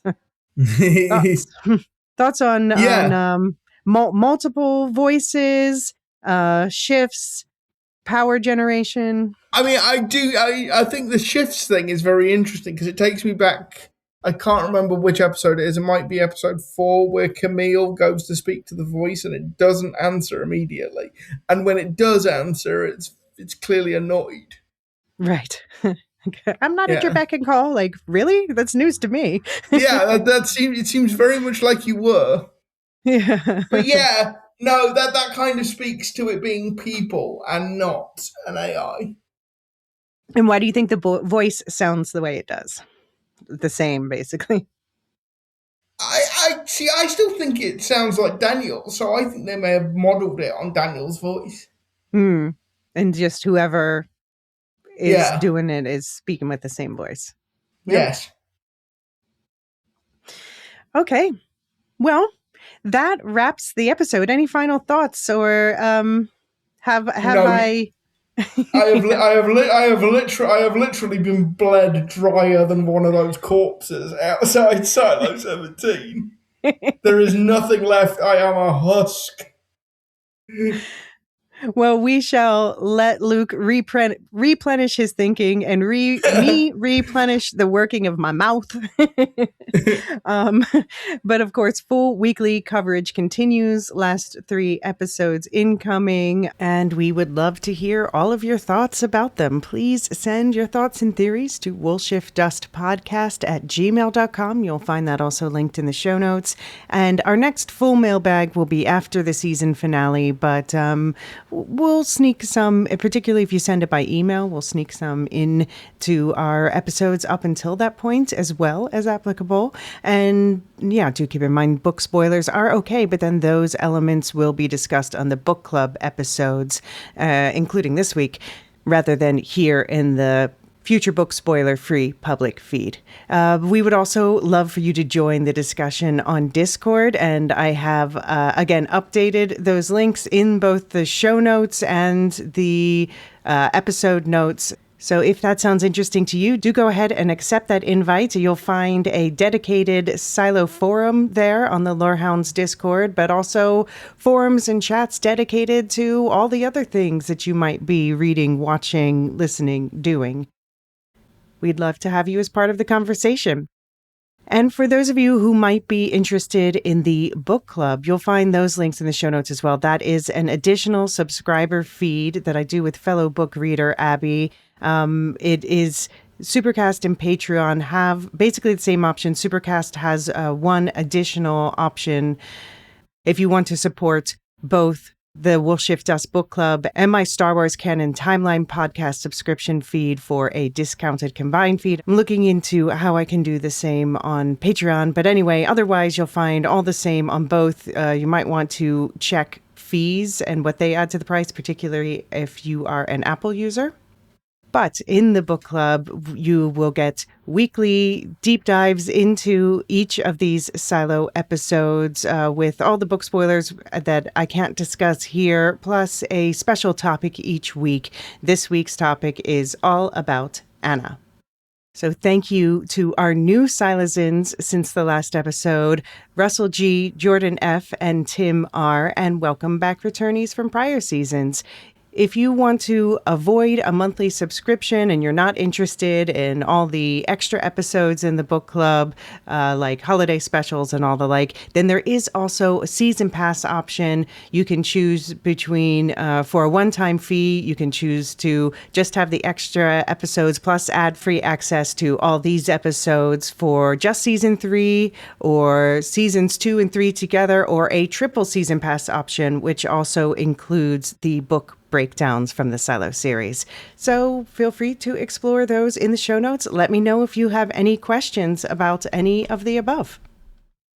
But as I say, you will hear back from Luke and I on this feed for the episode breakdown in a week. In the meantime, you can, of course, find me on the Discord. Luke, you are sometimes stopping by the Discord. I am sometimes stopping by on the Discord. You can also find me on Blue Sky at Luke Midup. Those are the only 2 social media things that I am on at the moment. Yeah. Okay. And your podcast.